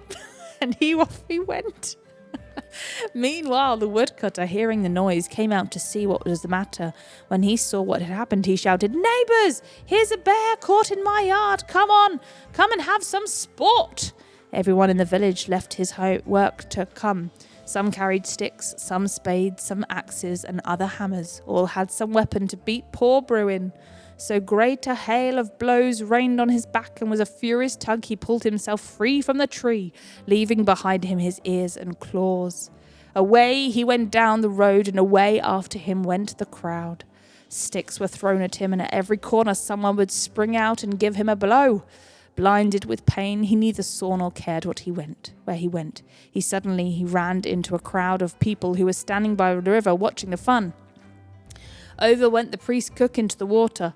2 silver crowns to the man who gets her out, shouted the priest. Everyone left the bear to save the cook. Bruin took the chance of escape and jumped into the river and swam away. A mile or 2 down the river he climbed on the bank and for a long time lay as if dead. Then he arose and turned towards home. For 4 days he crawled along, covered with bruises. Hardly able to put one foot before the other, he reached the court. No one would have seen in the miserable creature that returned the lordly bear who had gone out a few days before. "Surely this is not Bruin," said the king. "Whatever happened?"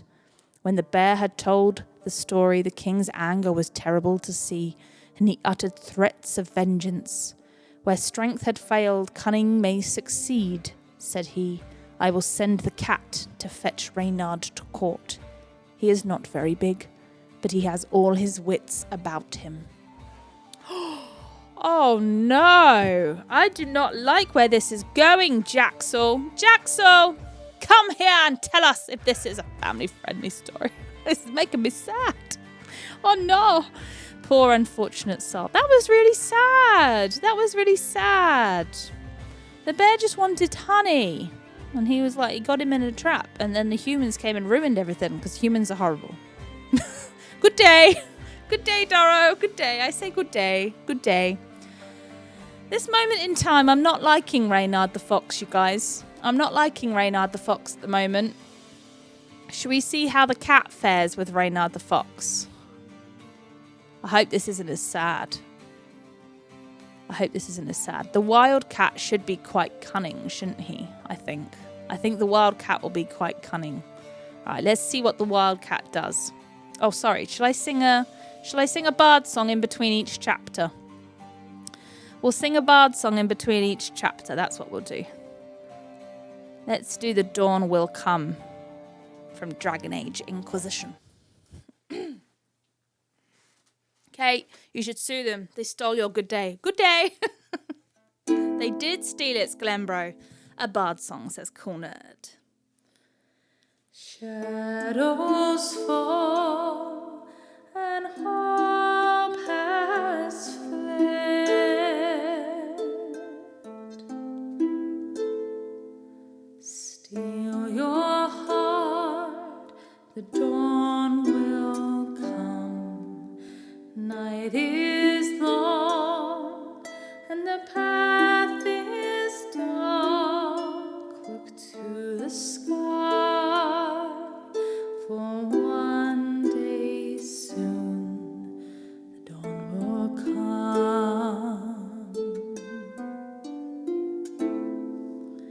Shepherd's lost and his home has fled. Keep to the stars, the dawn will come. Night is long and the path is dark. Look to the sky, for one day soon the dawn will come. Bear your blade and raise it high. Stand your ground, the dawn will come. Night is long and the path is dark. Look to the sky, for one day soon the dawn will come.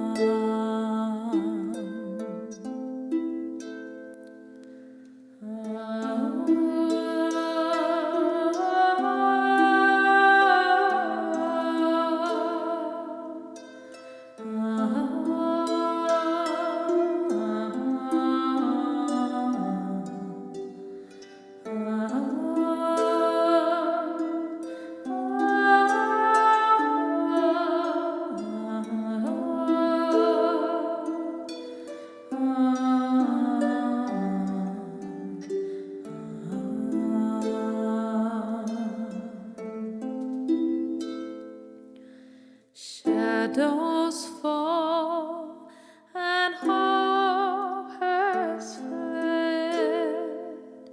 Still your heart, the dawn will come. The night is long and the path is dark. Look to the sky, for one day soon the dawn will come.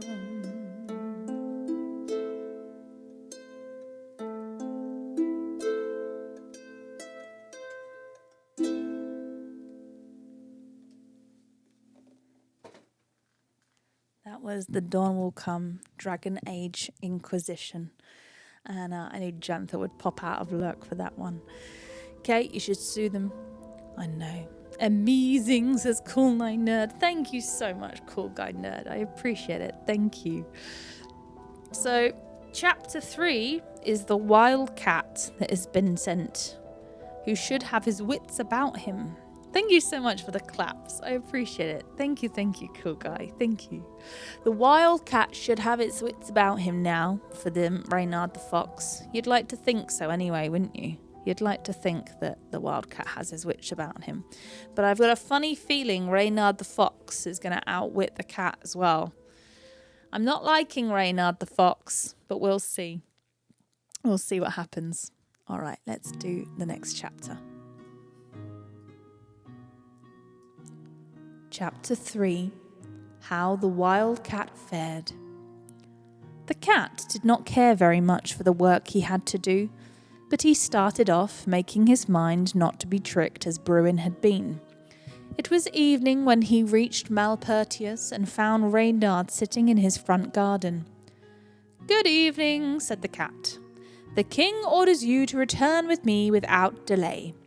"I hope you are in good health," answered the fox. "I will certainly come with you in the morning. In the meantime, will you not step inside and have something to eat? I would have returned with Bruin, but only he was such ill-mannered fellow." "I think we'd better go at once," said the cat. "It is a fine night, the moon is shining and the roads are dry." "But, my dear cat," said Reynard, "it is so much more pleasant in the daytime, and all sorts of rascals are about at night." "Well, if I stay, what can you give me to eat?" asked the cat. "Oh no, don't do this, cat." "I am very poor and live plainly," said Reynard, "but I think I can find you a good meal of honey." "No," said the cat, remembering in what a sad state poor Bruin had come back. "I am not fond of honey. Now, if you had a mouse, I could manage with that."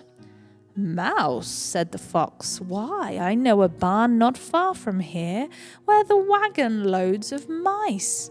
The priest who lives there is always grumbling about the mischief they do.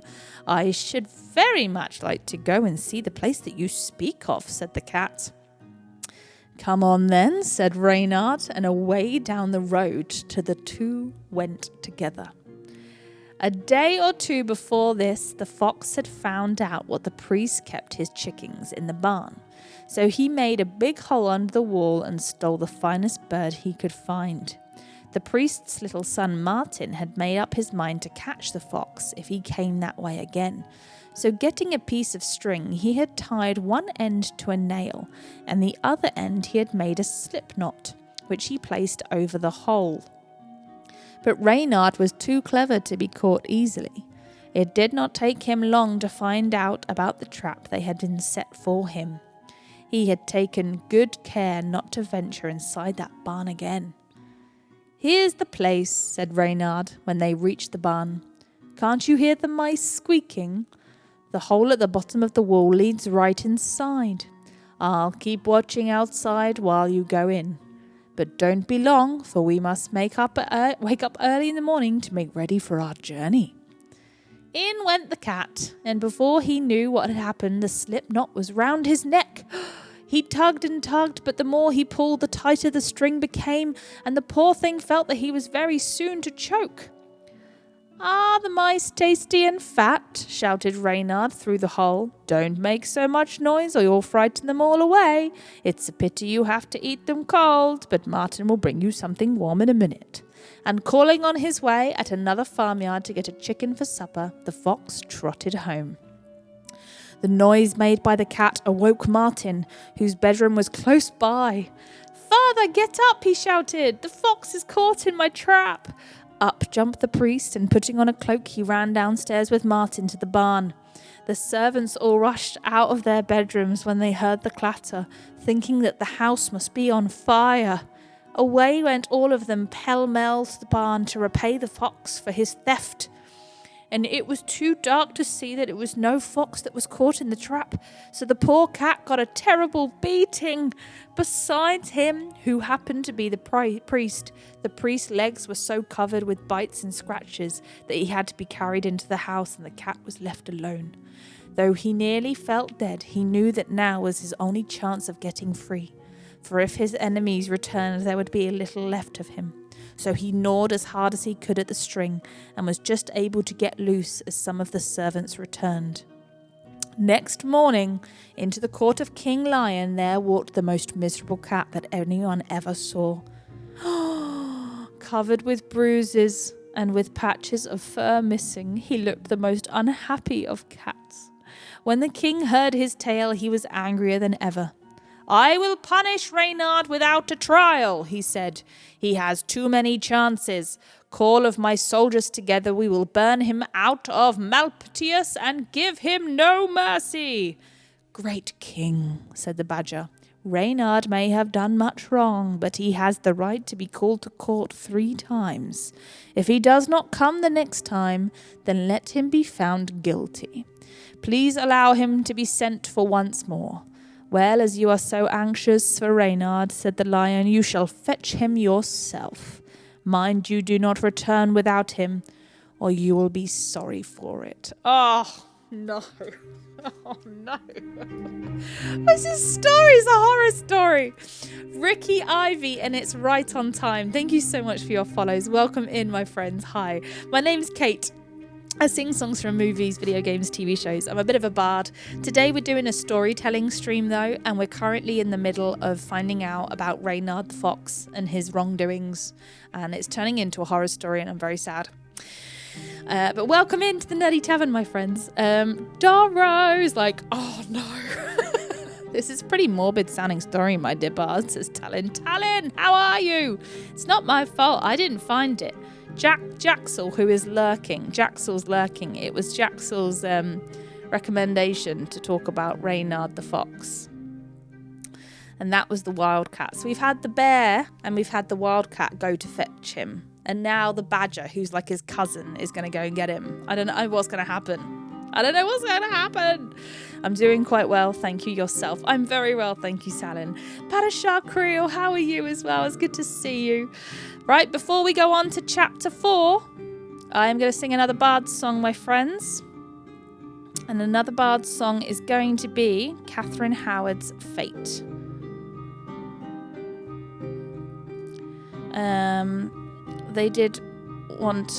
They did what to a cat? Shoot that. Oh, Silver Bane, I can't say that. This is a family-friendly place. This is a family-friendly tavern. Silver Bane.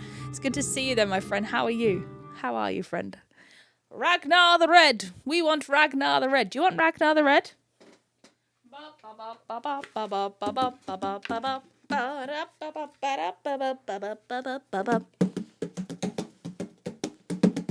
All right, let's get Ragnar the Red up then, if you want Ragnar the Red.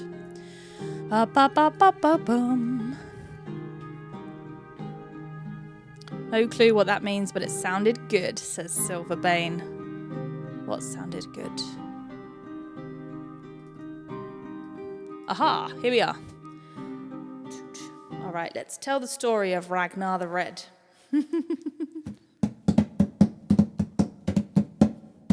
Oh, there once was a hero named Ragnar the Red, who'd been riding from Rydbrand from Ororikstead. Bragger did swagger and brandish his blade as he told. I hate this. I can't keep up. I'm actually banging it and I can't keep up. Oh, hang on. Oh, there once was a hero. That's better. Kate. Pace yourself.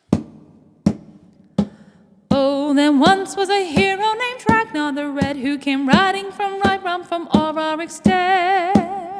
And the braggart did swagger and brandish his blade as he told of both battles and gold he had made. And then he went quiet, did Ragnar the Red, when he met the shield maiden Matilda, who said, oh, you talk, you lie, you drink all on me. Now I think it's time that you lie down and bleed. So them came clashing and slashing of steel as the brave lass Matilda charged and full of zeal. And the braggart named Ragnar was boastful no more, as his ugly red head rolled around on the floor. Ragnar the Red. Oh yeah. It's a shame you can't change the key on the old drum.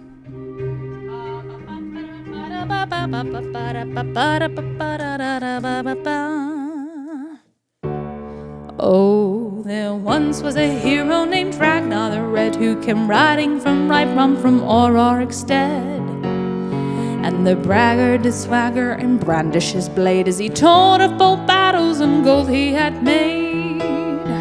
And then he went quiet, did Ragnar the Red, when he met the shield maiden Matilda, who said, oh, you talk, you lie, you drink all on me. Now I think it's time that you lie down and bleed. And so them came clashing and slashing of steel as the brave lass Matilda charged in full of zeal.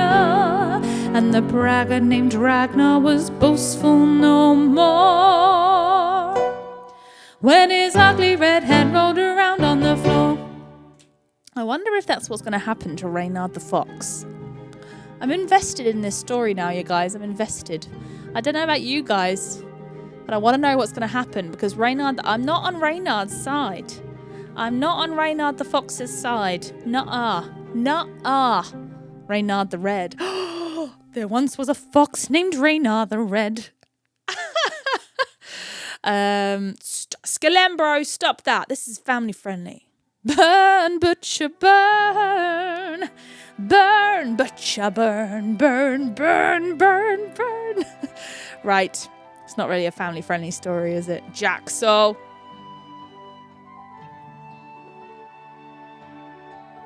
Same vibe. It is. All right. Are we ready to hear about Chapter 4, the badger going to get him? Now, the badger's like his cousin or something like that. And the badger keeps sticking up for him. So we'll see what happens now the badger's gone to get him. I feel like this is going to be an interesting chapter. Did you see my message about Snappy? Do you know I have enough channel points for a Snappy redeem? Oh, that's awesome! All the channel points have been disabled today because it's a special theme stream. But you can request it again on Monday. Okay, are we ready? Chapter 4. How Reynard Came to Court. Off then went Gimbert the Badger, and it was not long before he was knocking at the door of Castle Malpertius. Reynard himself came and let him in, and then led the way to an inner room where his wife lay with a litter of cubs around her. "Good morning, dear uncle and aunt," said Grimbert. "I am glad to see you and the children so well." "Good morning," said Reynard, "and what brings you all this way?"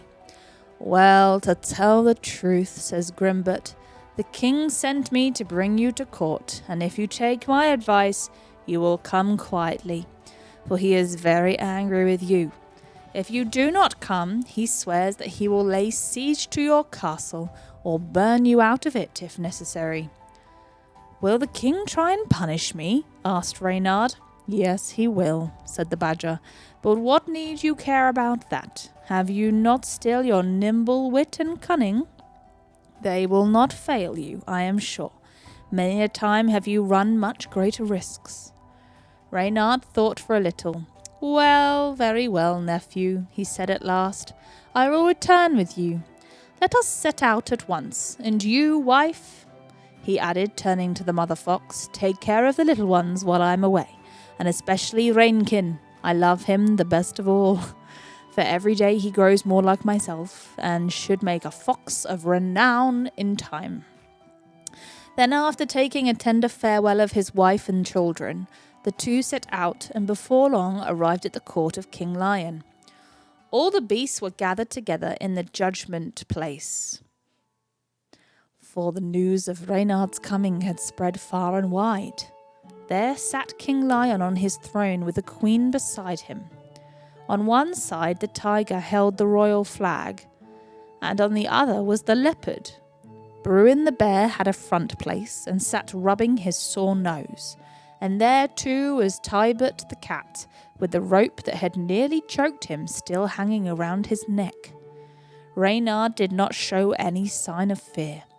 Marching boldly up to the throne, he bowed low and said, Hail, King! Reynard, your sometimes faithful servant, comes at your command. They tell me that beasts have spoken evil of me. Let them speak my face, and I will answer them. Peace, vile traitor! Cried the king. Not again shall your cunning words deceive me. Answer me that. Have you kept the peace I proclaimed throughout my realm? At this the cock, who had been listening eagerly, could no longer silence, and called out, Hey, the peace! Did he keep the peace when he killed my children? Hold your tongue, said the king. Justice shall be done. Then to the fox he said, Robber and murderer, answer for what you did to my good friends Bruin the bear and Tybert the cat. Answer indeed, grumbled the fox. Is it my fault if Bruin has a sore nose? He stole the farmer's honey and got a good beating for his pains. Am I to blame? As for Tybert the cat, I did all I could to stop him from going to the priest's house, but he took no notice. He loved mice better than good deeds, and am I to blame for that? At this the ram started forward. There is no truth in what this villain says, King, he cried. He has deserved death. Let him die. And that was good. I'm sorry, I'm just going to stop there for a second. That was a very good ram impression. I'm just going to clip that. I'm going to clip it. I'm impressed with myself. And then all the other beasts cried out for Reynard to be given up to them.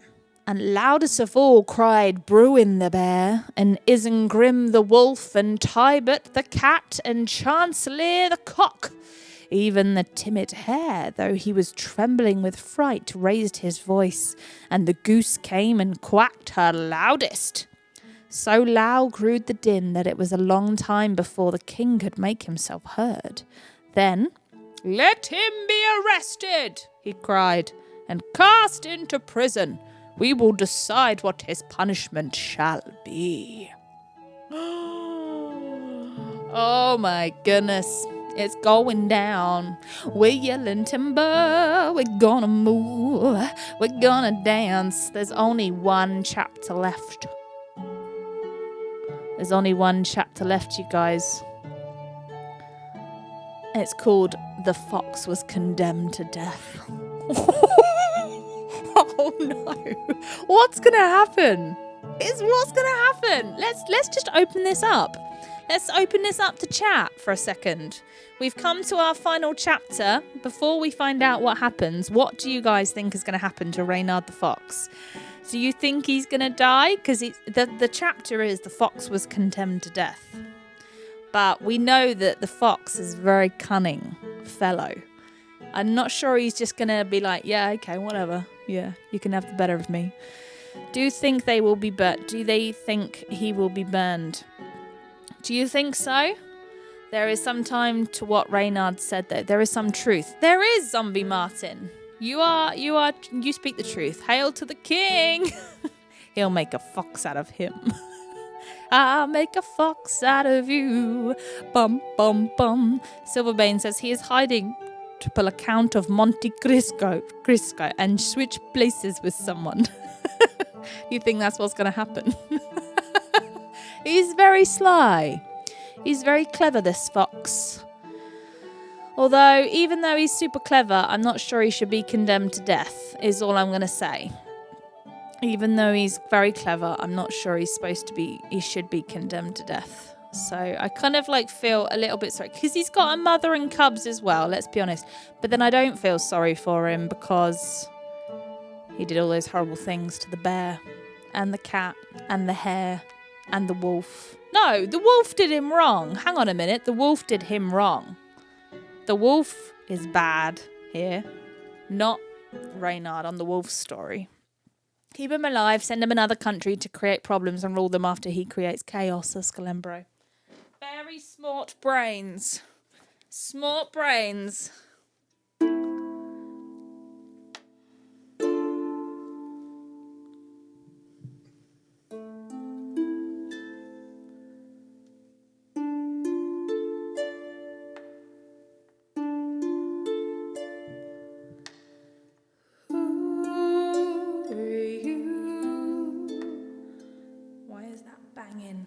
Time. Go away. Thank you. And who are you? Prowler said. That's really, really bugging me. There, go away. And who are you?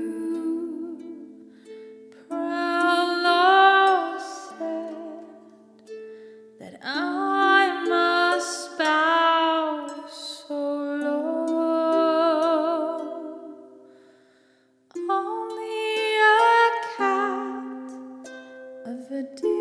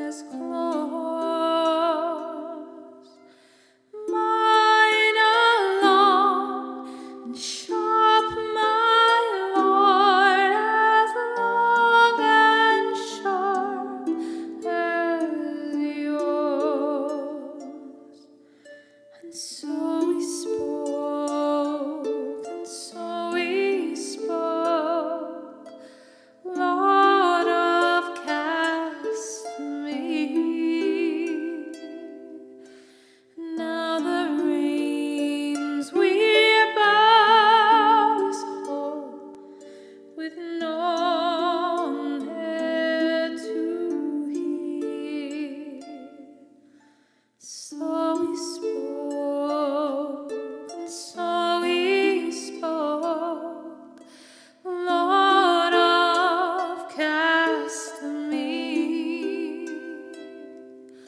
Now the rains we bowers hold, with no one there to hear. Yes, now the rains we bowers hold, with not a soul to hear.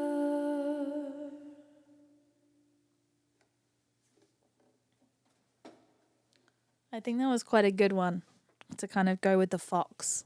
In a coat of gold or a coat of red, the fox still has claws. Oh, well, it's come to the last chapter of Reynard the Fox. I feel like I'm invested in this story. Does anyone else feel like that? Does anyone else feel like, oh, I don't like where this is going, but I want to find out? Slay us with all the end of this story, says Scalembro. I'm not ready. I'm not ready. What's going to happen? What's going to happen? I'm super invested, says Vicky. It's like, literally, I don't want to read it. I don't want to read it because I feel like something bad's going to happen. But I don't know who it's going to happen to. Is it going to happen to Reynard the Fox? Or is it going to happen to the rest of them at court? I'd like something bad to happen to the wolf. Guys, I'd like something bad to happen to the wolf because the wolf did wrong. Let's be honest. But then that was coming from the badger's mouth, wasn't it? So we don't know if that's the truth. Hark! Guys, everyone off your seats! Everybody up! Come on in the tavern! It's time for a dance party before we finish Reynard the Fox. I want everyone off of your seats in the tavern. If you're sat over in the fireplace area, if you're lurking, I want to see you up off those seats and having a dance. If you're at the bar, if you're ordering drinks, requesting songs, I want to see you up on top of the bar dancing. If you're working and lurking, if you're working and gaming, I want to see you dancing in your game. And I want a screenshot posted in Discord of everyone dancing in their game. All right, everyone clap your hands.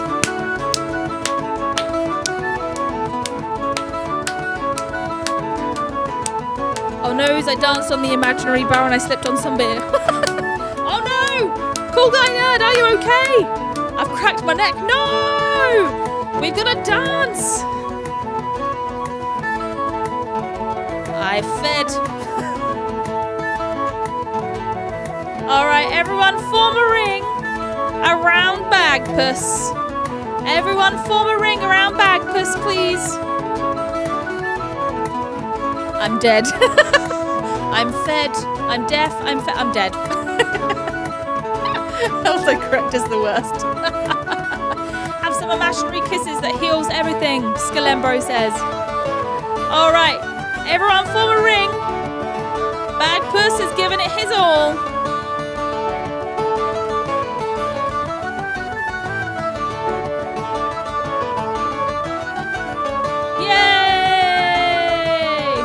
What's this? Oh no! What's this? Oh no! What? Don't do it. Don't do it, Bagpuss. Don't do it.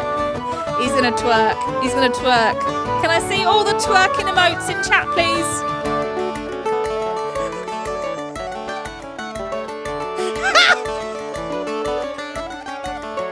Oh my goodness, look at this.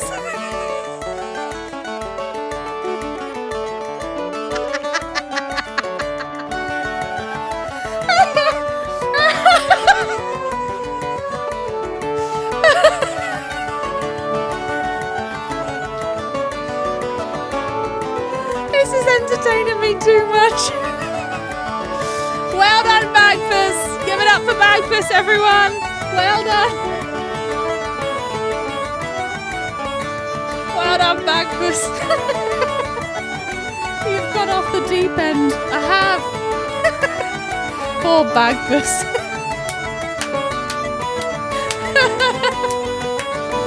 Oh my goodness, that was enough. I just got here for the first time in a long time and I'm lost, but I'm joining the circle. Pride, how are you? Oh my goodness, this is too much. Applause, please, bravo, everyone. Say bravo. Oh my goodness, that was too much. Winged, how are you? Per Kate's request, I'm working and lurking dance. Oh, that's so good, Winged. Oh my gosh, I got to show everyone what you've done. I want to show everyone what you've done in Discord. Guys, look what Winged's done. Working and lurking mode. Winged Aidless has been working and lurking. Oh, hang on. What's it in? What's it in? What channel is that in? I'm tired, but I'm awake. Welcome back, my friend. It's so good to see you. We're doing a bard story. Oh, it's in Sub Village.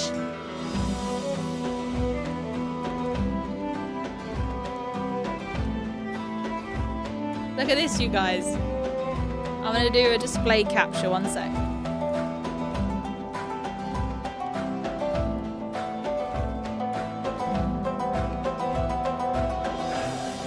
Whee!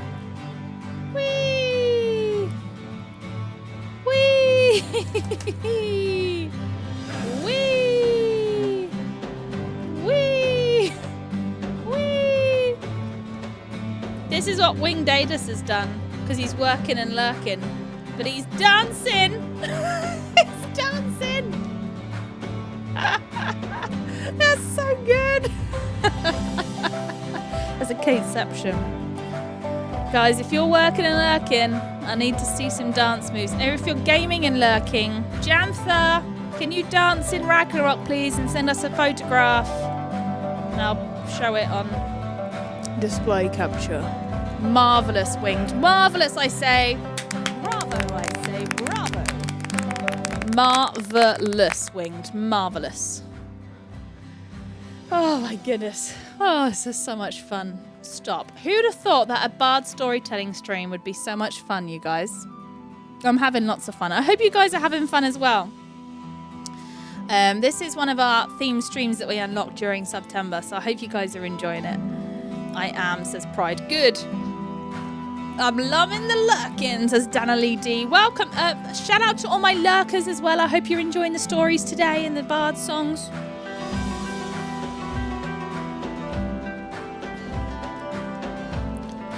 Quote, Winged Aidless to the mods. You had a day off yesterday because I had a bug. Oh wait, you guys don't have a real job, do you? Do you mean you do something other than modding for me?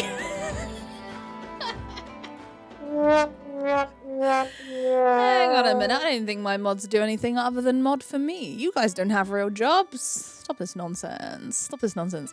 Do we have anything in our folklore channel? No, we've got nothing new in there. I will read The Highwayman by Lorena McKinnick soon for Silverbane. But I think it's time we finish this story that we're all highly invested in. Ah! This highly invested in story.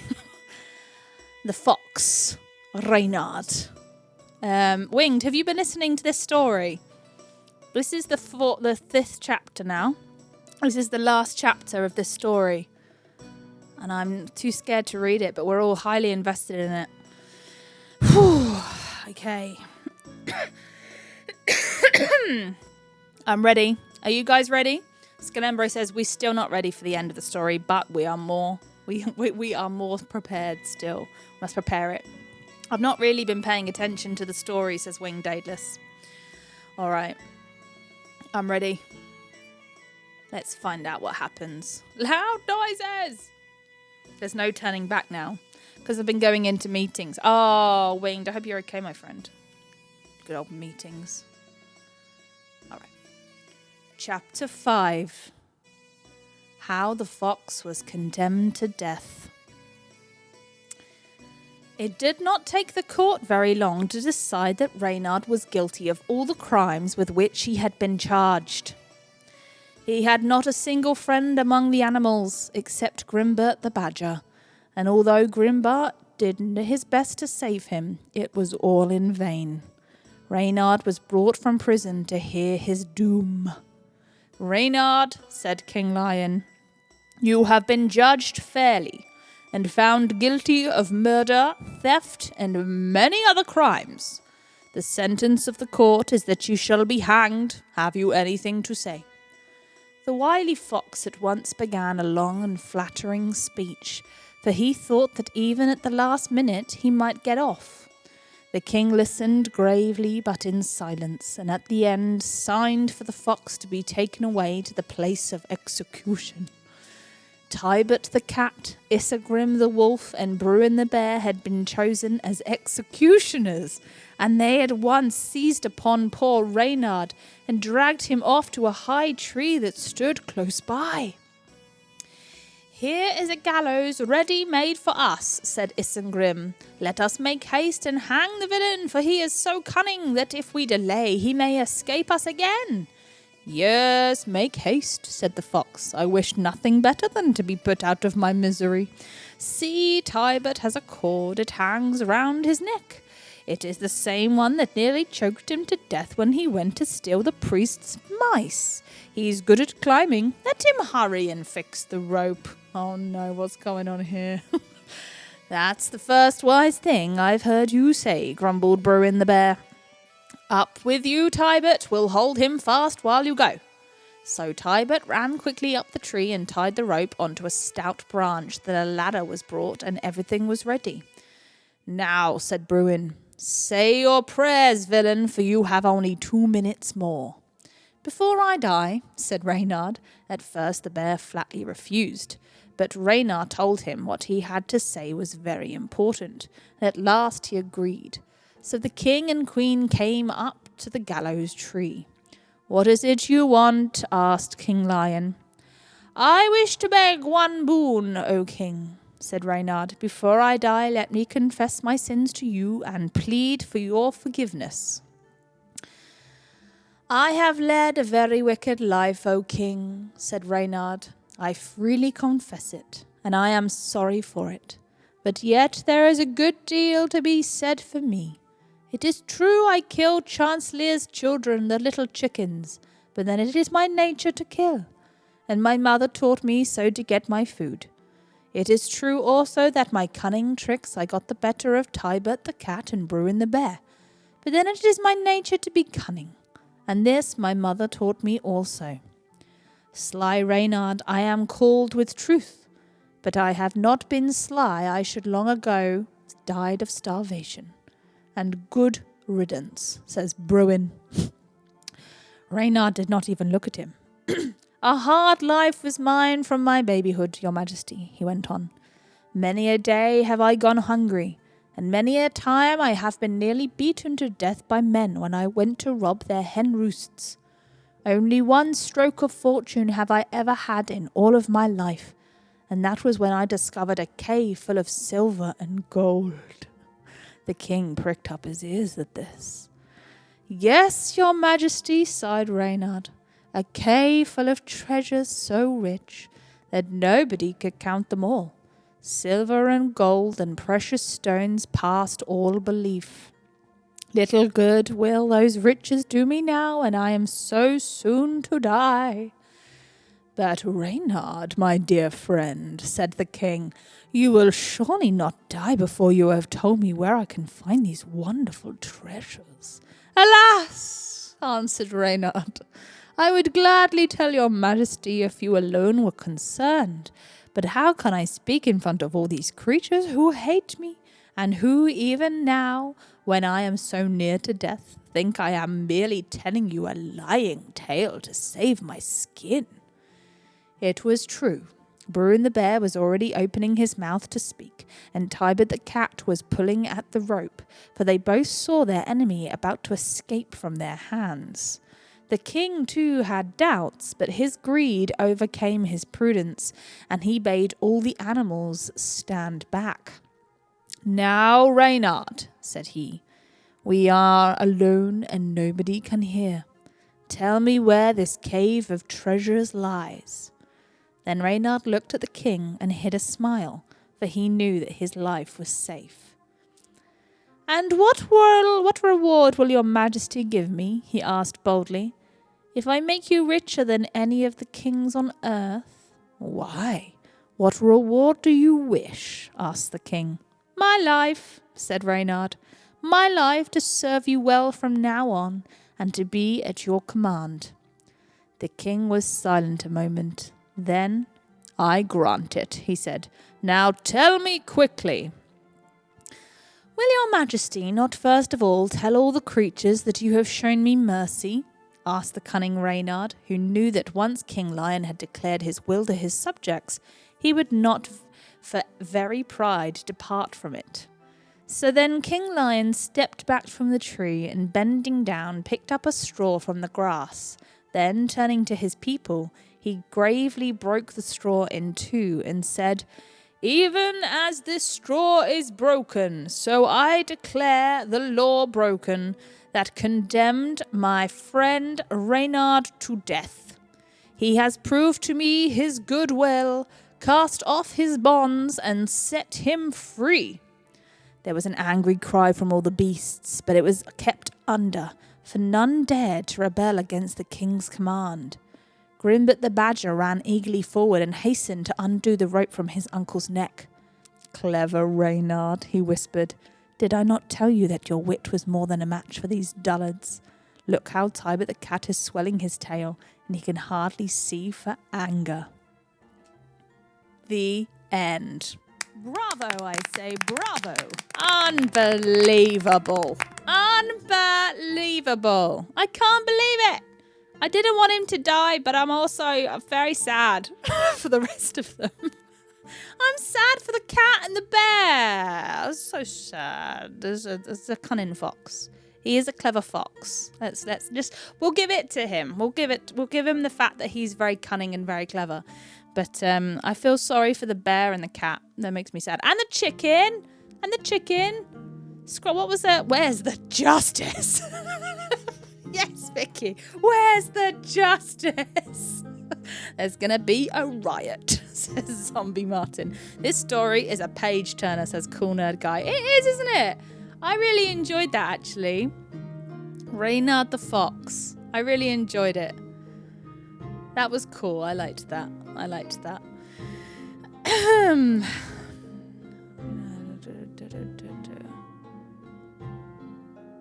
Hang on, let me see. Condemned. Oh, there's more. We don't have time to read them today. Maybe we need another storytelling thing. But there's more. There's more chapters. There's how Reynard told of the treasure.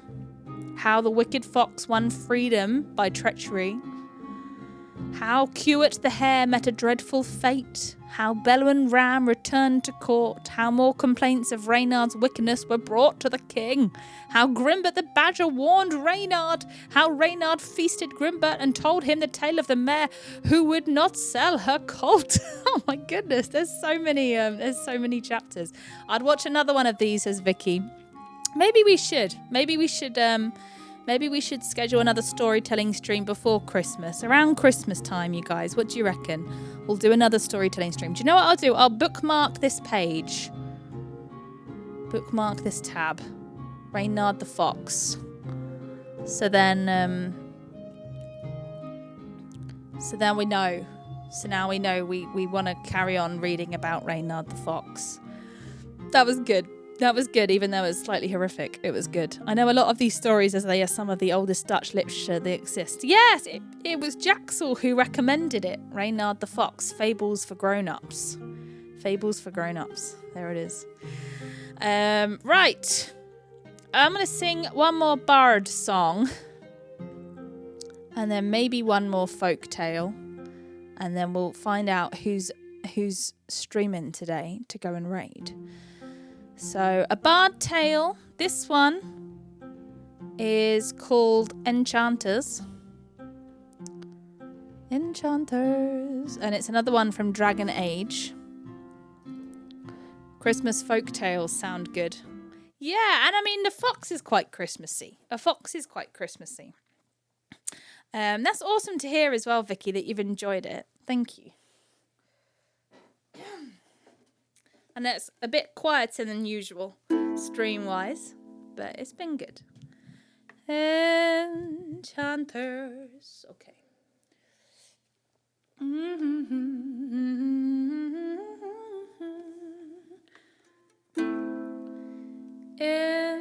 Enchanters, the time has come to be alive with the circle of the Magi. We will thrive with our brothers. Enchanters remind the time cannot unwind, and the dragon's crooked spine will never straighten into line. What our plea will be a faithful end decree, where a man will not retreat from the defeat of his fathers. Enchanters, the time has come for battle lines. We will cut these knotted ties. Some may live and some may die. Enchanter, come to me. Enchanter, come to me. Enchanter, come to me. Can you come to see? As you once were blind, in the light now you can see. In our strength we can rely. History will not repeat. Enchanter, come to me. Enchanter, come to me. Enchanter, come to me. Can you come to me? As you once were blind, in the light now you can see. In our strength we can rely. History will not repeat. Enchanters, the time has come to be alive with the circle of the Magi. We will thrive with our brothers. Enchanters remind the time cannot unwind, and the dragon's crooked spine will never straighten into line. That's such a good one. That's such a good one. That was much better than we did it last. We only added it like last kind of harp stream, I think. That was called Enchanters from Dragon Age Inquisition. Gathering around the fire and listening to grim stories seems a perfect activity for the holidays. Exactly, zombie. Exactly. Yes, it does. And that's what we shall do if you guys enjoyed this stream. Do you guys remember the beginning of the armadillos? That was a story we did towards the beginning of stream. That was quite fun. Right, let's do another Irish one.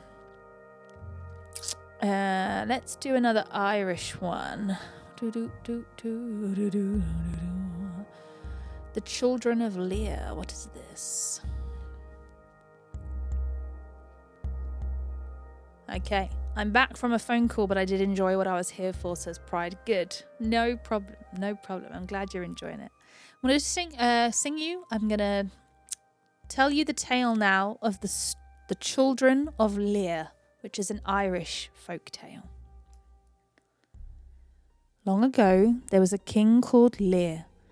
He lived in a castle with his wife and 4 beautiful children, Fionnuala, Eo, Con, and Fiachra. Lear's wife died, and they all missed her very much. The king saw that his children were very sad and needed a mother, so he decided to marry again. Dieg, the High King, sent Eof, his daughter, to be Lear's new wife. Eof was beautiful, but she did not the kind-hearted person that Lear thought she was. And first, Eof loved the children, but soon she started to grow jealous of them. She knew that Lear loved them more than he loved her. She wanted the king's love all for herself, so she planned to get rid of the children. One summer's day, Eof took the children to swim in Loch Derravaka. When the children were playing, Eof took out a druid's magic wand, and she cast a terrible spell on them. There was a flash of light, and the children vanished. In their place was left 4 beautiful swans, with feathers as white as snow. One of the swans opened its beak and spoke with Fionnola's voice.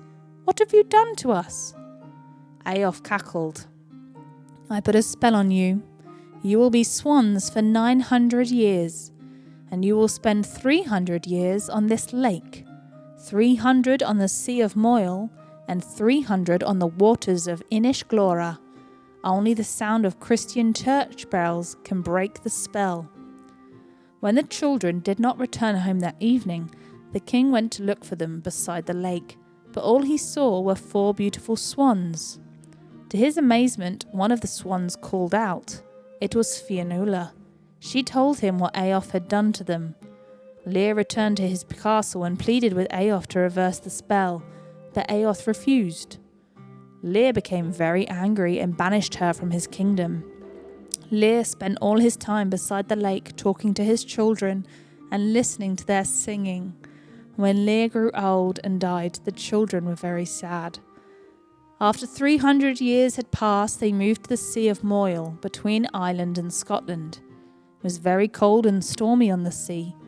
When the time came, they flew to Inish Glora. By now the swans had grown old and tired. Life was easier on the island. It was warmer and there was lots of food. Then one morning they heard the sound they had been waiting for. It was the sound of Christian church bell. They swam to shore. Outside the church where the bells were ringing was a monk named Cyamhog. He was stunned when he saw the 4 swans turn into 4 people right in front of him. Fionnuala put her arms around her brothers. They were so happy to be human again. They were now 900 years old. Cyamhog listened to their sad story and baptized them. Soon after, they died of old age. He buried them in one grave. He dreamt that he saw 4 children flying up through the clouds. He knew that the children of Lear were now with their father and mother. Oh, guys! Why are folklore tales so sad? That was sad. That was an Irish one called The Children of Lear. They got turned into swans. That was sad. That made me sad. Did that make anyone else sad? That made me sad. Poor Unfortunate Souls Part 2. It was. Oh, that was very sad. Right. To finish then, I'm going to look at this song that Silverbane has written in Discord called The Highwayman by Lorena McKennitt. And he says, Silverbane says, set to harp. So let me see. Let me see what this song is.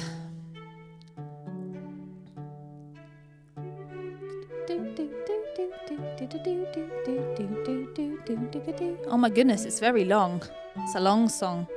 But I'm guessing it kind of repeats the same melody. Let me have a quick listen to it.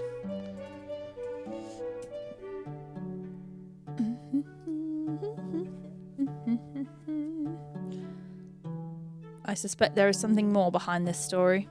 It's an Irish folk legend myth. So if you looked into it, maybe. It's called The Children of Lear. L-I-R. Pixel 7 Pro. Oh my goodness, the Google Pixel 7 Pro. Thanks, YouTube. Oh, what's this advertising? The Samsung Galaxy Flip phone. It's because it knows I've got a Samsung Galaxy 8. It's like, you need a new one. Have some ads. Right, let's see.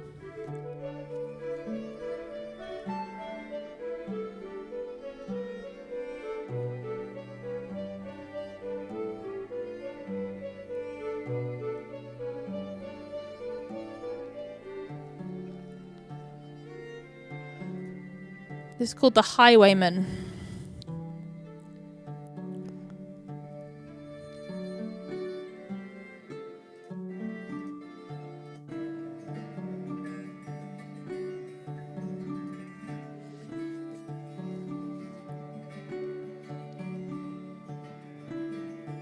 Oh my gosh, the intro is super long. When is it going to start singing? Among the gusty trees. The moon is a ghostly galleon tossed upon the cloudy seas. The road was a ribbon of moonlight over the perfect moor.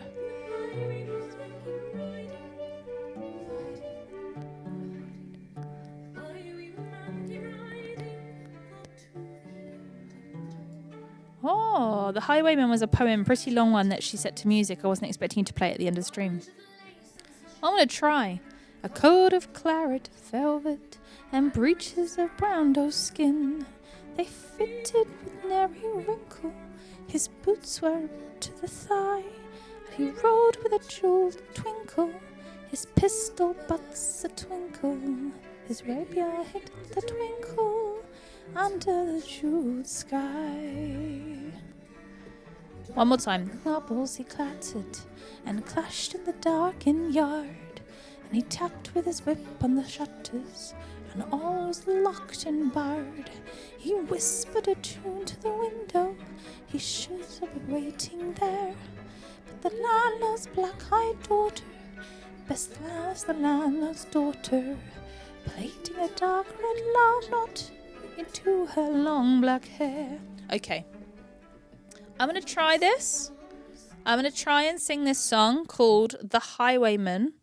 That is a poem that's been turned into a song by Lorena McKinnett a while ago, I think. That YouTube video is like 15 years old. I've never heard this song before. It doesn't end well. Oh, no.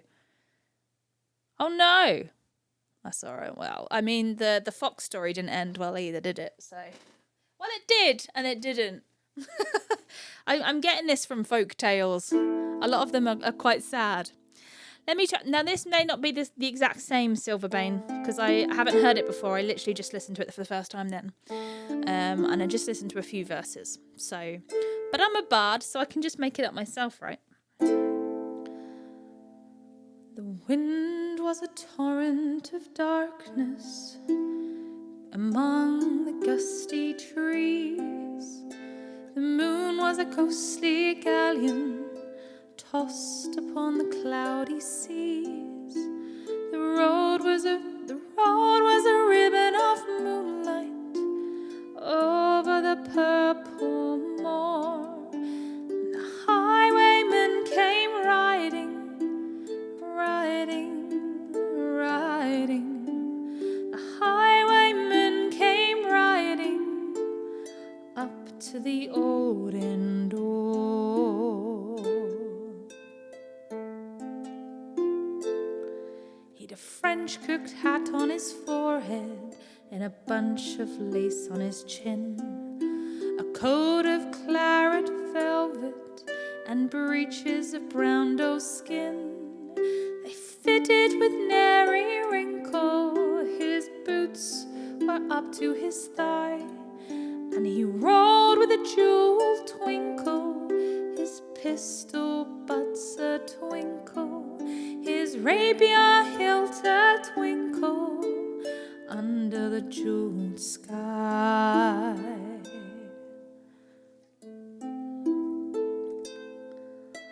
Over the cobbles he clattered and clashed in the dark inn, and he tapped with his whip on the shutters, but all was locked and barred.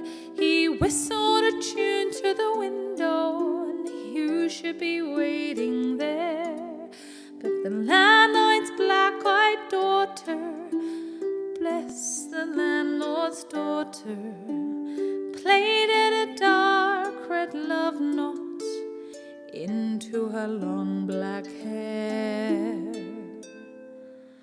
One kiss, my bonny sweetheart, I'm after the prize tonight, but I shall be back with the yellow gold before the morning light. Yet if they press me sharply and harry me through the day, then look for me by the moonlight, watch for me by moonlight. I'll come to thee by moonlight through the hell bar way.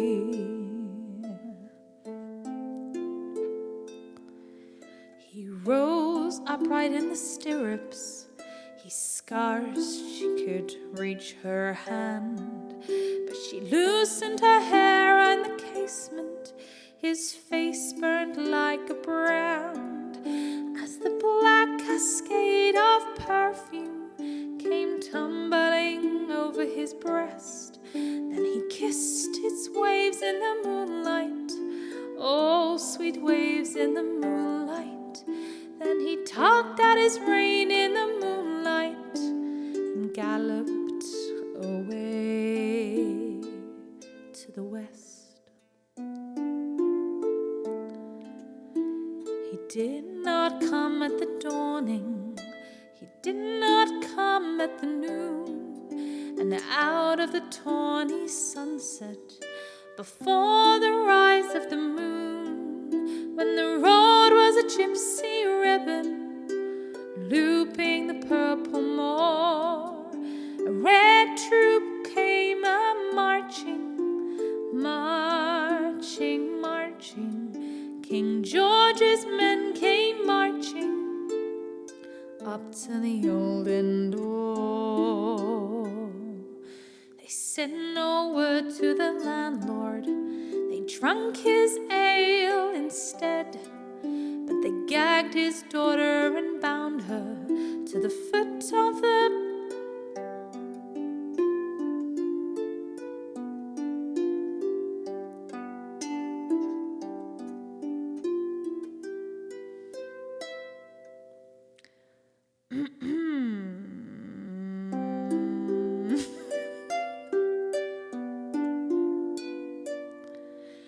They did some really horrible things to her, and she heard the dead men say, look for me by the moonlight, watch for me by the moonlight.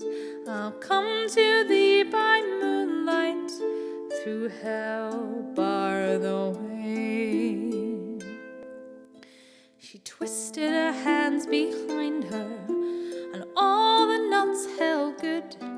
She writhed her hands till her fingers were wet with sweat and blood.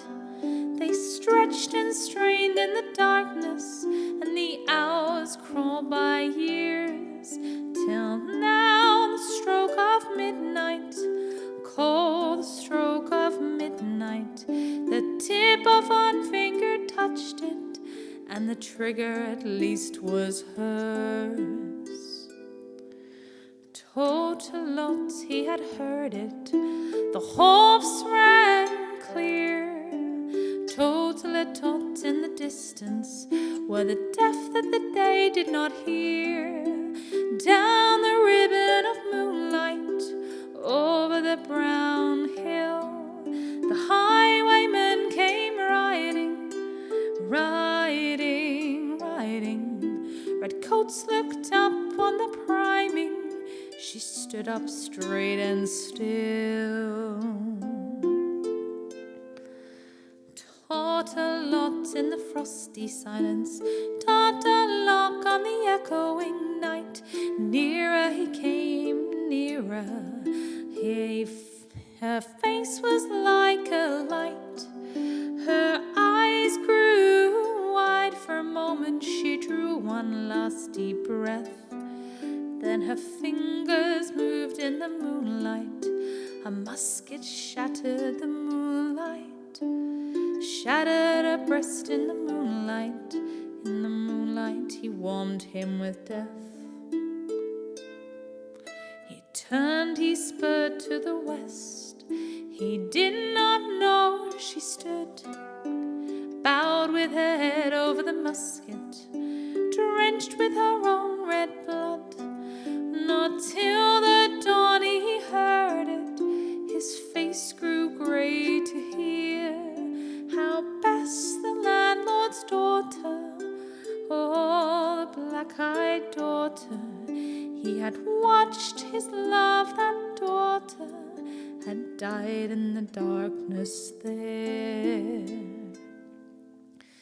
Back he spurred like a madman, shrieking the curse to the sky, with the right road smoking behind him, his rapier banished high, with blood red were the spurs in the golden noon. Red wine was his velvet coat when they shot him down on the highway, down like a dog on the highway. He lay in the blood in the highway with a bunch of lace at his throat.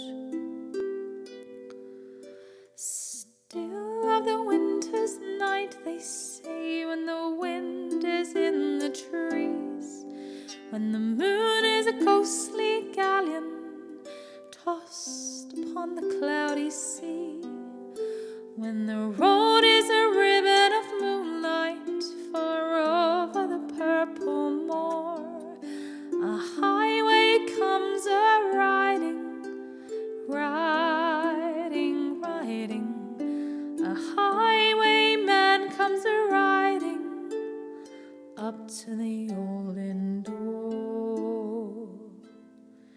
Still on a winter's night, they say, when the wind is in the trees, when the moon is a ghostly gallow tossed upon cloudy seas, when the road is a ribbon of moonlight over the purple moor, a highwayman comes riding, riding, riding. A highwayman comes riding over the old inn door.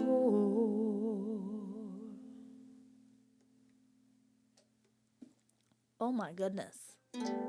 Oh my goodness. Oh my goodness. What a story. I couldn't say the middle bit because I was a bit like, oh, maybe not. But what a story. I'm sorry, Kate. I thought you was going to vet it before stream. Nice edited vet. Oh, that's all right. I don't vet things. I don't prepare. Don't be silly. I don't prepare for things. That would involve thinking. No, that was good. I liked it. That was the Highwayman. Soul Grims, thank you so much for the follow. Hey, thank you for using that coin emote as well. I appreciate it. That was awesome. I liked it. That's a good story. I don't think I've ever heard that poem before. I don't think I've ever heard the poem. Well, ladies and gentlemen, boys and girls, it has come to the end of our Nerdy Tavern storytelling bard stream. Have you enjoyed it? I hope you've all enjoyed it. Thank you so much for being here. Thank you for lurking as well, if we've had lots of lurkers today. I know we've had a few coming up to the Nerdy Tavern bar as well. Toss in some subs and some gift subs there. So thank you so much, lovely friends. And thank you to our follows as well from today. It was a lovely stream. Thank you, Danny. Thank you. We'll try and organise another storytelling stream another time. But back on Monday, same time, same place. Well, not same place. We'll be back over on music again, where you can request all of the movie songs on Monday. Movie Monday for you to request, my lovely friends. Unless it's going to be a theme stream on Monday. Let's have a look. So we've got 2 more theme streams to do this month that we unlocked during September. Let me have a look when next week's one's going to be, because I have scheduled them for this month. So let's have a look. Thursday. Next Thursday is going to be our foreign languages stream. Next Thursday's stream, foreign languages stream, my friend.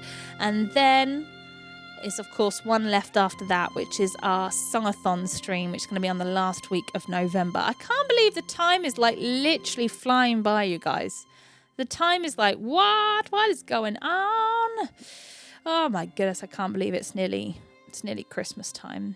And of course, the Christmas emotes will be out and the Christmas songs will be out as well. So, Silverbane! Oh my goodness. Thank you so much for gifting a tier 1 sub to Buck. Thank you. Who is Buck McMulligan? Who are you, Buck? Welcome in. Thank you so much, Silverbane, for gifting that sub to Buck McMulligan. If you're a lurker or if you're a famous person, I'm not sure. Thank you so much, Silverbane. I'm glad you enjoyed my rendition. Thank you for being the bard. I try, my friends. Oh my goodness. Look at this. Time flies when you're having fun or something like that, says Jantha. Jantha, have you enjoyed the stories today?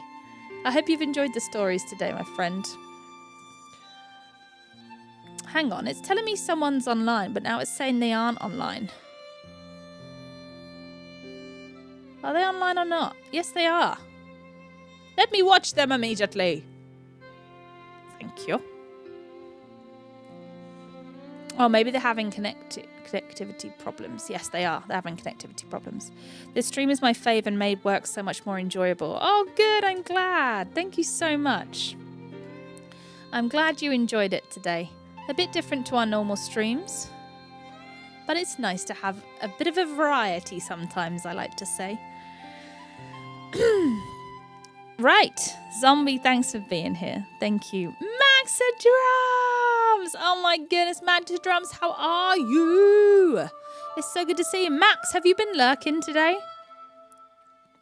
Have a nice weekend. Have a nice weekend to you, my friend. Have a nice weekend to you. Have you been lurking? Or have you just arrived?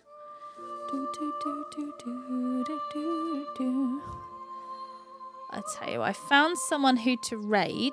And what we'll do is we'll do one more song. One more bard song before we raid them. And I'm going to do the Daughter of the Sea from World of Warcraft. I was in a little earlier with a coffee. Oh, nice. Maxidrums, did you hear the story of the fox then? Did you hear the fox story? Oh, we were fully invested in that story. Cyborg, thank you so much for gifting a 2-1 sub to Max. Thank you. Cyborg and Silverbane, I appreciate you. Thank you so much for gifting those subs. I appreciate it. Thank you, thank you, thank you. You didn't hear the... Max, you didn't hear... We did 5 chapters from a story called Reynard the Fox, which is a Dutch folklore tale about a fox called Reynard. And I know you love foxes. You've got all the fox emotes. Oh, no. We're going to try and schedule another storytelling stream, and we're going to read more about Reynard the Fox, because he's a cunning little character. He's quite horrific in places. Folklore, Dutch tales, quite horrific. Is this stream going to be the VOD of the week? Would you like it to be the VOD of the week? We can make this stream the VOD of... Sorry, I should take these credits off really, shouldn't I? Because I'm going to do one more song. Would you like it to be the mod of the week? It can be. Also, we want Silverbane and Cyborg up on those credits as well. Thank you guys for that support. Reynard is foxed up, says Coolnard Guy. It is. Would you like it to be the... Yes, says Vicky. Yeah, we can make this the VOD of the week if you guys would like to rewatch it. And then Max, you can hear the story of the fox. Reynard the Fox. You can hear the story about how bad he is.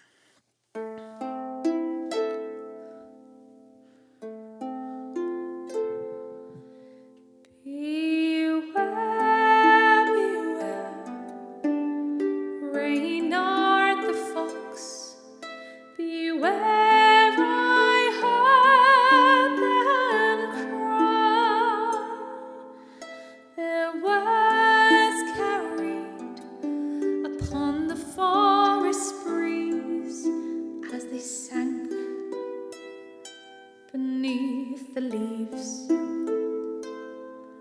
there's blood-soaked stories of Reynard the Fox, where bears and cats nearly died, and the wolf was there and stole all the fish because Reynard left his side. Why this, oh Reynard cried. Why this, do you forget I am a fox? I've been taught to kill and be cunning no less. How could I survive?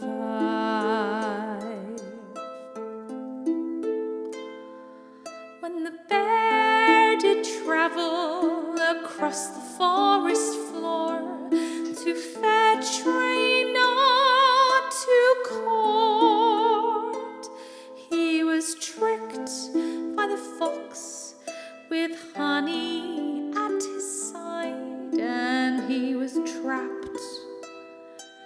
by the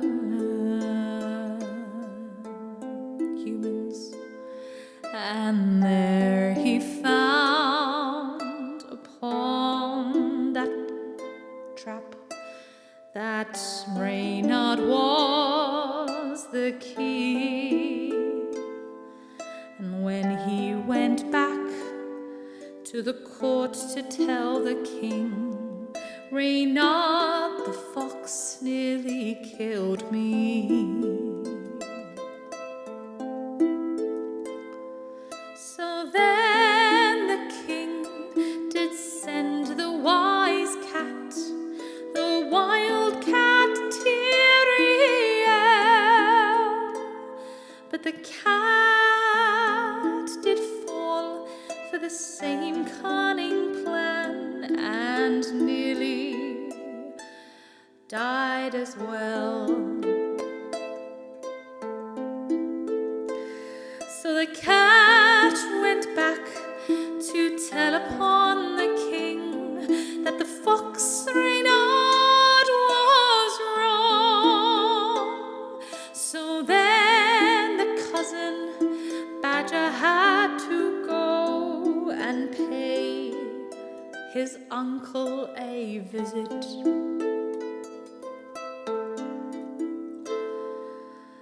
Why did you nearly kill the bear and fox? You silly, not bear and cat, you silly, silly fox. Now the king wants you to come to court at once. Say goodbye to your family and come.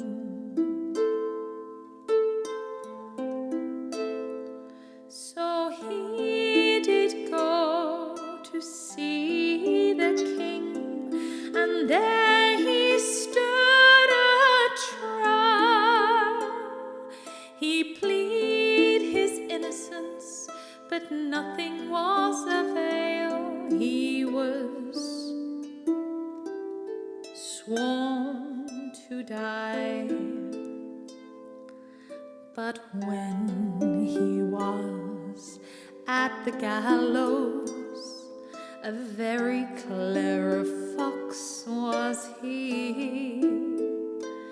He tempted the king with a cave full of gold, and then he walked free. I heard across the forest floor that Reynard Fox is he. Beware, beware, that cunning little fox. Beware, beware of he. I'm actually really proud. I'm actually really proud. I just summed up the whole story of Reynard the Fox in Daughter of the Sea. Thank you everyone. Bravo, I say, bravo. Thank you. Although I'm a bit sad that I forgot to include the chickens. Scratcherfoot, with her grave. She had no head. Anyway, good improv. Thank you. Right, I know who we're going to go and raid, you guys. This is a streamer who was actually streaming before I started. Max, can you believe we've been on Twitch now for 3 years? Can you believe that? I can't believe that. Max started before me, a few months before me. And I remember chatting to Max about what to do. Like, when I became affiliate, I had to chat to Max about like emotes and things because I was like, what is this? I don't know what this is. Crazy, right? I know, and now it's been 3 years. I don't even know what's going on. What's happening? What's happening? It was a lovely Kate original. Thanks, Danny. I try. Now let's get these credits back up with our lovely Cyborg and Silverbane on them as well. Thanks for gifting those subs, guys. I know who we're going to go and raid. So this streamer was streaming before I started, and then moved over to YouTube Lots of success on the YouTube videos over there as well. But it's awesome to see her back over on Twitch. So I want to raid her. She plays the flute. Her name is Feline Faye.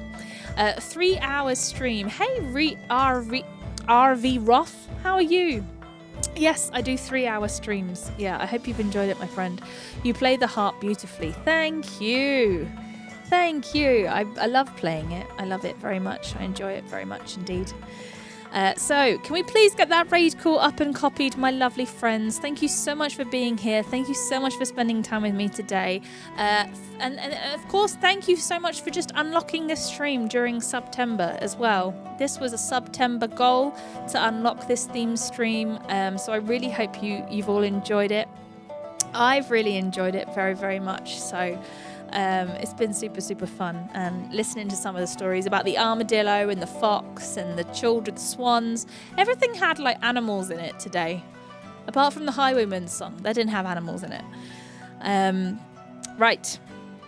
Get that raid call up and copied, my lovely friends. I will see you all on Monday. If you'd like to follow me outside of Twitch, I appreciate it. Over here, don't follow me on the street though. Don't follow me in a weird way. It's weird. Here are all my socials and my Spotify and everything like that.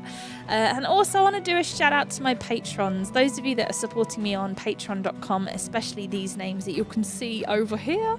These are my star patrons. If you guys want to find out a little bit more how to become a patron, or you just want to support me outside of Twitch, it really does help and make a difference. You can see my Patreon link there. And you see some behind the scenes stuff over there as well, which is super fun. Right. Shall we get this raid up and ready to raid our lovely Feline Faye?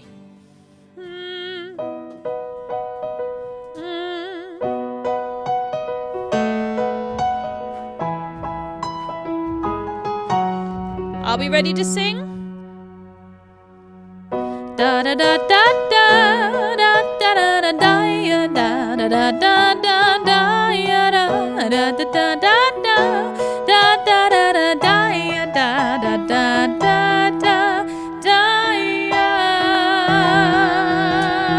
Thank you for being here, guys. Raid.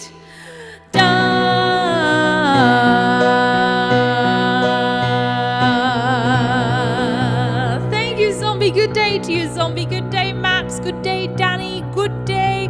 Good day, Chantha. Good day, Lurkers. Good day, Silverbane. Good day, Dana Leedy. Good day to you as well, my friend. Good day, everyone. I say good day. Good day. Good day.